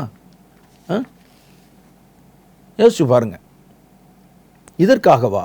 ஒரு உலகத்தில் ஒரு காரியத்தை பெறுவதற்கா பரலோகத்தின் தேவன் இறங்கி வந்து இந்த காரியத்தை செய்யணும்? அப்போ நான் உங்களுக்கு ஒரு காரியத்தை சொல்கிறேன், உங்களுக்காக எதை விதைத்திருக்கிறார்கள் என்று முதல்ல யோசிச்சு பாருங்க. என்ன விதைச்சிருக்கிறாங்க, எனக்கு என்ன செஞ்சிருக்கிறாங்க? அவர்கள் விதைத்தது என்னன்னு பார்த்தீங்கன்னா, நீங்கள் விளைய வேண்டியது என்னது என்பதை விளங்கி கொள்ளுவீங்க. கர்த்தரும் சரி, கர்த்தருடைய உண்மையான ஊழியர்களும் சரி, ஞான நன்மைகளை நீங்கள் தருவீர்கள் என்று தான் விதைத்திருக்கிறாங்க. நித்திய ஜீவனுக்கு அடுத்த காரியத்தை தருவீர்கள், பெறுவீர்கள் என்பதற்காகத்தான் உங்களுக்குள்ளே விதைத்திருக்கிறாங்க. அவர்கள் விதைத்தது எதுவும் உலக பிரகாரமான கனிகளை கொடுப்பதற்கு அல்ல. அப்போ இவ்வளோ பெரிய காரியங்களை விதைக்கும் போது அதற்கு ஏற்ற விளைச்சல். அப்போ முதல்ல நம்ம என்ன செய்யணும்? எனக்கு என்ன விதைச்சிருக்கிறாங்க, எனக்கு என்னென்ன செஞ்சிருக்கிறாங்க, எனக்கு அவர் இரத்தம் சிந்தி இருக்கிறார், எனக்கு அவர் மீட்பை கொடுத்திருக்கிறார், பாவத்திலிருந்து விடுதலை கொடுத்திருக்கிறார், சமாதானத்தை, பரலோகத்தோடு ஒரு சமாதானத்தை உண்டாக்கி இருக்கிறார், நித்திய ஜீவன், மரணத்துக்கு பிறகு வருகிற வாழ்க்கையின் நிச்சயத்தை கொடுத்திருக்கிறார், மரண பயத்திலிருந்து, சாத்தானிடத்திலுடைய பயத்திலிருந்தும் எனக்கு விடுதலை கொடுத்திருக்கிறார். எல்லாவற்றுக்கு மேலே கடவுளோடு என்னை நெருக்கமாக்கி தேவனுக்கு சமீபமாக்குகிறார். அது எவ்வளோ பெரிய காரியம் பாருங்கள். கடவுளுக்கும் நமக்கும் ரொம்ப தூரமாக, முற்காலங்களிலே அந்நியரும் அறியப்படாதவர்களும் கீழ்ப்படியாதவருமாக இருந்த நம்மை அப்படின்னு போட்டிருக்கே, இவர்களை கடவுளுக்கு நெருக்கமானவர்களாக மாற்றாராம். எதுக்கு நெருக்கமானவராக மாற்றினா? அவர்கிட்ட கடன் கேட்குறதுக்கும் அந்த உலக நன்மைகளை பெறுவதற்குமா மாற்றியிருப்பாங்க? யோசிச்சு பாருங்கள். எபேசியர் 2வது அதிகாரம் 13 சொல்லுது, முன்னே தூரமாயிருந்த நீங்கள் இப்பொழுது கிறிஸ்து இயேசுவுக்குள் கிறிஸ்துவின் இரத்தத்தினாலே சமீபமாகி இருக்கிறீர்கள். அப்போ கர்த்தர் தன்னை இரத்தத்தினால பிதாவாகிய தேவனோடும் பரிசுத்த ஆவியானவரோடும் உங்களை இன்ட்ரடியூஸ் பண்ணி அவங்களோட ஒரு ஐக்கியத்தை உண்டு பண்ணுகிறார். உங்களுக்கு தெரியாத ஒரு ஆள், அந்த ஆளை நான் என்ன செய்கிறேன், உங்களுக்கு அறிமுகப்படுத்தி வைக்கிறேன். முன்னே நான் அந்நியன், பரலோகம் எனக்கு தெரியாது, அங்கே இருக்கிற பிதாவை எனக்கு தெரியாது, பரிசுத்த ஆவியானவரை தெரியாது. குமாரனாகிய கிறிஸ்து இரத்தம் சிந்தி அனுமதி வாங்கி கொண்டு நம்மை அழைத்து பிதாவிடத்தில் இன்ட்ரடியூஸ் பண்ணி வச்சு பரலோகத்தோட அறிமுகப்படுத்தி வைத்து பரலோகத்துக்கும் பரலோகத்தின் தேவனுக்கும் நம்மை சமீபமாக்கி இருக்கிறார். அப்போ யாரோட சமீபமாக்கிற? பிதாவோட. எதற்கு சமீபமாக்கி இருப்பார்? நம்ம அவர்கிட்ட கடன் வாங்குறதுக்கா? அவர்கிட்ட பணம், உதவி, கடன் என்று உலக பிரகாரமான காரியங்களை கேட்கணும், உலக பிரகாரமான காரியங்களை பெற்றுக்கொள்ளணும். உங்களை ஒரு பெரிய பெரிய உலக பணக்காரர்கள் இருக்காங்க, அவங்ககிட்ட அறிமுகப்படுத்தி வைக்கலாமே. அவங்களுக்கு அறிமுகப்படுத்தி வைத்து, இந்த இருக்கார் பெரிய ஆள், அவரோட உங்களை ஐக்கியப்படுத்தி வைக்கிறேன், வேணுங்க போலாம் கடன் வாங்கிக்கன்னு சொல்லாமே. பிதாவாகிய தேவனிடத்திலே உங்களை ஏன் அறிமுகப்படுத்தணும்? அவருக்கு ஏன் சமமாய் மாற்றணும்? ஏனென்றால் நித்திய ஜீவனுக்கு எடுத்த காரியங்கள், தேவனுக்கு எடுத்த காரியங்கள் தேவனால தான் கொடுக்க முடியும், மனிதனால கொடுக்க முடியாது. அதை நீங்கள் பெறுவதற்குத்தான் பரிசுத்த ஆவியானவரோடே கர்த்தர் உங்களை இணைத்து வைத்திருக்கிறார். பிதாவாகிய தேவனுக்கு உங்களை சமீபமாக்கி இருக்கிறார். அவங்க தர்றத உலகத்தில் வேறு யாரும் தர முடியாது. அப்போ நீங்கள் எவ்வளோ பெரிய ஆட்களோட சமீபமாக்கப்பட்டிருக்கீங்கிற புரியாமல் அவர்களிடத்துல போய் வெறும் இந்த உலக பிரகாரமான நன்மைகளையே பிராது வைத்து வாயை திறந்தாலே அதுதான் ஜெபம். அதுக்காக அவர்கள் கொடுக்க மாட்டல் கொடுக்கலன்னு சொல்ல நான் சொல்லலை. ஆனால் இது நமக்கு முதலாவது தேவனுடைய ராஜ்யத்தையும் நீதியும் தேடுங்க. இதை கர்த்தர் தானாய் உங்களுக்கு எது வேணுமோ அதை கொடுப்பார். அப்போ அவ்வளோ பெரிய ஆட்கள்கிட்ட போய் அவ்வளவு மனிதர்கள் உலக பெரிய தலைவர்கள் யாரும் கொடுக்க முடியாத மகா பெரிய உன்னதமான பாக்கியத்தை கொடுக்கக்கூடிய கடவுளோட உங்களை இணைச்சி வச்சிருந்தா அவரிடத்துல என்ன கேட்கணுமோ அதை கேளுங்க. அவரிடத்தில் என்ன எதிர்பார்க்கணுமோ அதை எதிர்பாருங்க. அவருக்கு நீங்கள் என்ன கொடுக்கணுமோ அதை கொடுங்க. அப்போ அவர் எதற்காக நம்மை இணைத்தார், எதற்காக நம்முடைய பாவத்தை மன்னித்தார், எதற்காக சமாதானத்தை கொடுத்தார் அப்படின்னு பார்த்தா இவ்வளோ காரியங்கள் வருகிறதே. அப்போ இதில் நம்ம விழிப்பாக இருந்து எனக்குள்ளே என்ன விதைச்சாங்களோ அதற்கு ஏற்ற கனிகளை கொடுக்க பழகணும். கர்த்தர் நமக்கு தந்தது முழுவதும் ஞான நன்மைகள். ஒரு பரிசுத்தாவியின் வரம், பரிசுத்தாவியின் வல்லமை, கர்த்தருடைய இரத்தத்தினால் உண்டாகிற மீட்பு, ரட்சிப்பு எல்லாமே ஞான நன்மைகளைத்தான் விதைக்கிறார்கள் உங்களுக்குள்ள. ஆனால் நாம் என்ன கொடுக்கிறோம் என்று பாருங்கள். அதை உலக பிரகாரமான காரியங்களுக்காக கடவுளை தேடுகிறோம். வேதம் அதைத்தான் சொல்லுது, இம்மைக்காக மாத்திரம் தேவனை தேடுகிறவன் மற்ற எல்லாரையும் விட பரிதாபத்துக்குரியவனாக இருப்பான். நான் தேடுறது இம்மைக்காக. நாங்கள் சொல்லிக் கொடுக்குறோம், அதுதான் சொல்லிக் கொடுக்குறோம். இயேசு இடத்துல வாங்க, உங்களுக்கு அந்த நன்மை கிடைக்கும், இந்த நன்மை கிடைக்கும், காசு கிடைக்கும், பணம் கிடைக்கும், சுகம் கிடைக்கும், நல்ல வீடு வாசல்கள் உண்டாகும், இதைத்தான் சொல்லி கொடுக்குறோம். அது கிடைக்காதுன்னு சொல்லலை. ஆனால் அது அல்ல நம்ம தேட வேண்டியதும் நம்ம கொடுக்க வேண்டியதும் அது அல்ல. அதைத்தான் வேதம் நமக்கு சொல்லுகிறது. என்ன விதைக்கிறாங்கன்னு பாருங்கள். உங்களுக்குள்ளே என்ன விதைச்சிருக்காங்க கொஞ்சம் உட்காந்து யோசிச்சு பாருங்கள். என்ன விதைச்சிருக்கிறாங்க, அதற்கு ஏற்ற கனியை நான் கொடுத்துருக்கிறேனா? நாங்கள் தாங்க நிறையா காணி அதுக்காக கர்த்தர் விதைச்சார் உங்ககிட்ட. மனிதருடைய கசப்பான கனிகள் வேதத்தில் சொல்லுது, மனிதர்கள் கசப்பான கனிகளை கொடுத்தார்கள். நான் அவரிடத்துல ஞான நன்மைகளை விதைத்தேன், அதை என் குமாரன் மூலமாக இந்த பூமிக்கு அருளி செய்தேன், பரிசுத்த ஆவியானவர் மூலமாக அதை வெளிப்பட வைத்தேன், என்னுடைய ஊழியர்களை அழைத்து அதை அவர்களுக்குள்ளே கொண்டு போகும்படிக்கு செய்தேன். இவ்வளோ பெரிய ப்ராஜெக்டு, எவ்வளோ பெரிய திட்டம். இதை செய்து ஜனங்களுக்குள்ளே ஞான நன்மைகள், தேவனுக்கு எடுத்த நன்மைகள், ஒரு பரலோகத்துக்குரிய ஒரு சந்ததி உருவாக வேண்டும் என்று நான் கிரியை செய்தேன். அவர்களோ அதை உலக பிரகாரமாக மாற்றி அவர்கள் எனக்கு ஞான நன்மைகளின் கனியை தரல, உலக பிரகாரமான கனியை கொடுத்தாங்க. உலக பிரகாரமான எந்த ஆஸ்தியும் பரலோகத்தில் செல்லுபடியாகாது. பரலோகத்தில் அதை வச்சு ஒன்றும் செய்ய முடியாது. அப்போ இதை கொடுக்கிறார்கள் கொண்டு வந்து. அப்போ அதைத்தான் கர்த்தர் அருவருக்கிறார். அது ஒரு பெரிய ஒரு ஏமாற்றத்தின் விளைச்சலாக மாறிவிடுகிறது. நான் எதிர்பார்த்தது ஒன்று, விதைச்சது ஒன்று, இவர்கள் விளைந்தது ஒன்று. அது ஏமாற்றம். கர்த்தர் அந்த ஏமாற்றத்தை முதல்ல பார்த்தா முதல்ல மனம் வருந்துவார். அந்த ஏமாற்றத்தை உங்கள் வாழ்க்கையில் பார்த்துட்டாருன்னா, நான் இவனுக்கு இவ்வளவு நன்மை செஞ்சுருக்க, அவன் அதை பற்றி எதையுமே கவலைப்படாமல் அவன் பயனில்லாத உலக கனியை கொடுக்குறான் அல்லது கசப்பான கனியை கொடுக்குறான், முதல்ல வருத்தப்படுவார். இவனுக்காக கல்வாரி சிலுவையிலே இரத்தத்தை சிந்தினேன், இவனுக்காக என் பரிசுத்த ஆவியானவரை கொடுத்தேன், என் ஒரே பேரான குமாரனை கொடுத்தேன், என் ஊழியர்களை அனுப்பி கொடுத்தேன், அவர்களை சுற்றிலும் வேலி அடைத்தேன், பராமரித்தேன், பாதுகாத்தேன், கண்காணித்தேன், விதைத்தேன், கற்களை பொறுக்கி எடுத்து போட்டேன், தண்ணீர் பாய்ச்சினேன். அவர்கள் நற்கனிகளை கொடுத்து பரலோகத்தின் ஜீவன்களாக மாறுவார்கள் என்று காத்திருந்தேன். அவர்களோ கசப்பான கனியை கொடுத்தாங்க. அதை பார்த்த உடனே முதல்ல ஆதங்கப்படுவார். இன்றைக்கி நம்ம அநேகரை பார்த்து ஆதங்கப்படுகிறார். உனக்காக நான் எவ்வளோ பின்னால் நிறைய விஷயங்கள் செஞ்சுருக்கிறேன், ஆனால் நான் எதிர்பார்த்த எதுவும் உன்னிடத்துலேருந்து வரலையே, நான் விதைச்சது எனக்கு திரும்ப கிடைக்கலையே, நான் விதைத்தது முழுசும் ஆவிக்குரிய காரியமாக இருக்க, நீ உன்னிடத்தில் விளைவது முழுசும் மாம்சத்துக்குரிய காரியமாக இருக்குதே என்று முதல்ல ஆதங்கப்படுவார். அடுத்து அவர் செயலில் இறங்கி விடுவார். அதைத்தான் வேதம் சொல்லுகிறார், நான் அவருடைய வேலியை இடித்து போடுவேன், அவர்களுடைய விளைச்சலை மாடுகள் ஆடுகள் மேய்ந்து போகும்படி செய்வேன், மனிதர்கள் அதை மிதித்து போடுவார்கள், அதில் மறுபடியும் எந்த விளைச்சலும் உண்டாகாதபடிக்கு அதை பாழும் அவாந்தரமாக மாற்றி விடுவேன் என்று கர்த்தர் சொல்கிறார். அதனால் ரொம்ப கவனம். கர்த்தர் உங்களுக்கு எவ்வளவோ காரியங்களை கொடுத்து கொண்டு வருகிறார், எவ்வளவோ ஞான நன்மைகளை விதைத்து கொண்டிருக்கிறார். அவர் உங்களிடத்திலே ஞான விளைவுகளை எதிர்பார்க்கிறார், ஆவிக்குரிய விளைவுகளை. நாம் அந்த ஆவிக்குரிய நன்மைகளை பெற்றுக்கொண்டு மாம்சத்துக்குரிய நன்மைகளை வெளிப்படுத்தினாலும், அல்லது எதையுமே எந்த கனிமே கொடுக்காமல் இருந்தாலும், கசப்பான கனியை கொடுத்தாலும், மூணுமே ஆபத்தானது. அப்போ ஏற்ற கனியை கொடுக்க பழகணும். எதை விதைத்தார்களோ அந்த விளைச்சலை கொடுக்க அறிந்து கொள்ளணும்.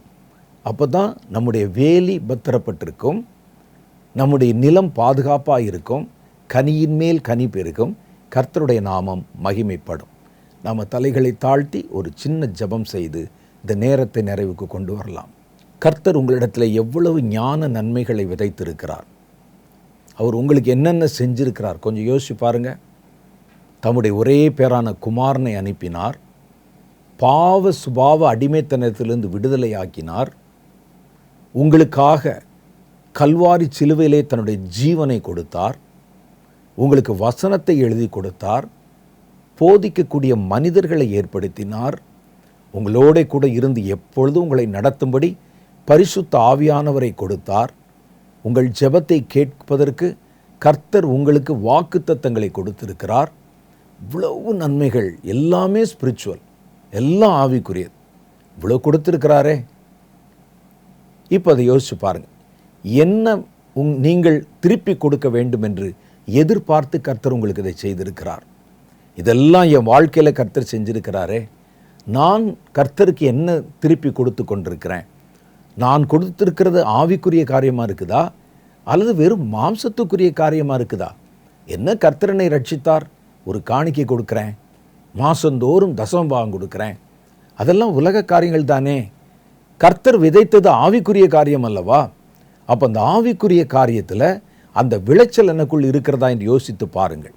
ஆவியின் கனி அன்பு, சந்தோஷம், சமாதானம், சாந்தம், தயவு, நற்குணம், இச்சையடக்கம், 9 கனிகளை கர்த்தர் எதிர்பார்க்கிறாரே.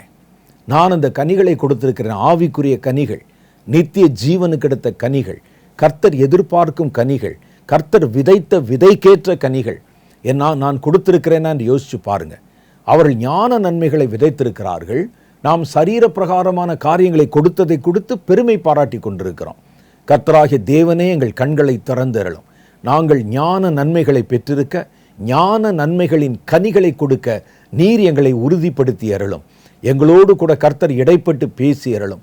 கர்த்தர் எங்களுக்குள் விதைத்த ஒவ்வொரு நன்மைகளை நினைவு கூறுகிறோம், அதற்கு ஏற்ற கனிகளை கொடுக்க இந்த வார்த்தைகளை கேட்ட ஒவ்வொருவரையும் கர்த்தர் இப்பொழுது தம்முடைய பரிசுத்த வல்லவினால் நிரப்பி கண்களை திறந்தருளும்படிக்காக ஜெபிக்கிறேன். குறைவான கனிகளையோ கசப்பான கனிகளையோ, ஒன்றை விதைத்து வேறொன்றை கொடுக்கிற கனிகளையோ, ஏமாற்றுகிற எந்த விளைச்சலை நான் தராதபடி கர்த்தர் எதிர்பார்த்திருக்கிற விளைச்சலை, கர்த்தர் எதிர்பார்த்திருக்கிற கனிகளை என் வாழ்க்கையிலே நான் கொடுக்க எனக்கு உதவி செய்தருளும் என்று மன்றாடுகிற உம்முடைய பிள்ளைகள் ஒவ்வொருவரையும் கர்த்தருடைய சந்நிதியிலே கொண்டு வந்து நிறுத்துகிறேன். தேவ பிரசன்னம் அவர்களை மூடட்டும், கர்த்தருடைய கிருபை அவர்களை மூடட்டும், அவர்கள் மேலானதை சிந்திக்கட்டும், மேலானதற்காக ஆயத்தப்படட்டும், மேலானதை எதிர்பார்க்கட்டும், மேலான ராஜ்யம் அவர்களுக்கு உரியதாக மாறட்டும். கர்த்தருடைய கரத்தில் இவர்கள் ஒவ்வொருவரையும் ஒப்பு கொடுத்து ஜெபிக்கிறேன். வருகிற வாரத்தை உம்முடைய பிள்ளைகளுக்கு நன்மையாய் மாற்றித்தாரும். அதிக நேரங்கள் ஜெபத்திலே காத்திருக்க, கர்த்தரை குறித்து அறிகிற அறிவை பெற்றுக்கொள்ள உதவி செய்தருளும். தேவனே, உம்மோடு கூட உம்முடைய பிள்ளைகளை இணைத்து கொண்டருளும். பூர்ண பாதுகாப்பை இந்த வார்த்தைகளை கேட்ட ஒவ்வொரு குடும்பத்தை சூழ இறங்கி வர பண்ணி இந்த வாரத்தை நன்மையினால் முடிசூட்டி அருளும். கையின் பிரயாசங்களை ஆசீர்வதியும். பற்றாக்குறைகள் நேரிடாதபடி எங்களுக்கு உண்டான எங்கள் ஆகாரத்தை எங்களுக்கு தாரும். கர்த்தருடைய கரத்தில் இவர்கள் யாவரையும் ஒப்புக்கொடு ஜெபித்திருக்கிறேன். இயேசுவின் மூலம் என் ஜெபத்தை ஏற்றுக்கொள்ளும் எங்கள் பிதாவே, ஆமென். கர்த்தர் நம்மை மேன்மையானவர்களாக நினைத்து மேன்மையான விதைகளை விதைத்திருக்கிறார். உயர்ந்த விதைகளை விதைத்திருக்கும் போது உயர்ந்த விளைச்சல்களை கொடுப்பது உங்கள் கடமை. அது குறித்து நல்லா யோசிச்சு பாருங்க. இன்னும் கர்த்தர் நமக்கு தந்த கிருபைகளும் நாம் அவருக்கு திருப்பி செலுத்துகிற விளைச்சல்களும் சரியா இருக்குதான்னு யோசிச்சு பாருங்க. இதுவே புத்தியுள்ள தியானம். வருகிற வாரத்தில் வேறொரு புதிய செய்தியோடு நான் உங்களை சந்திக்கிறேன். அதுவரை கர்த்தர் உங்களை ஆசீர்வதித்து காப்பாராக. ஆமென்.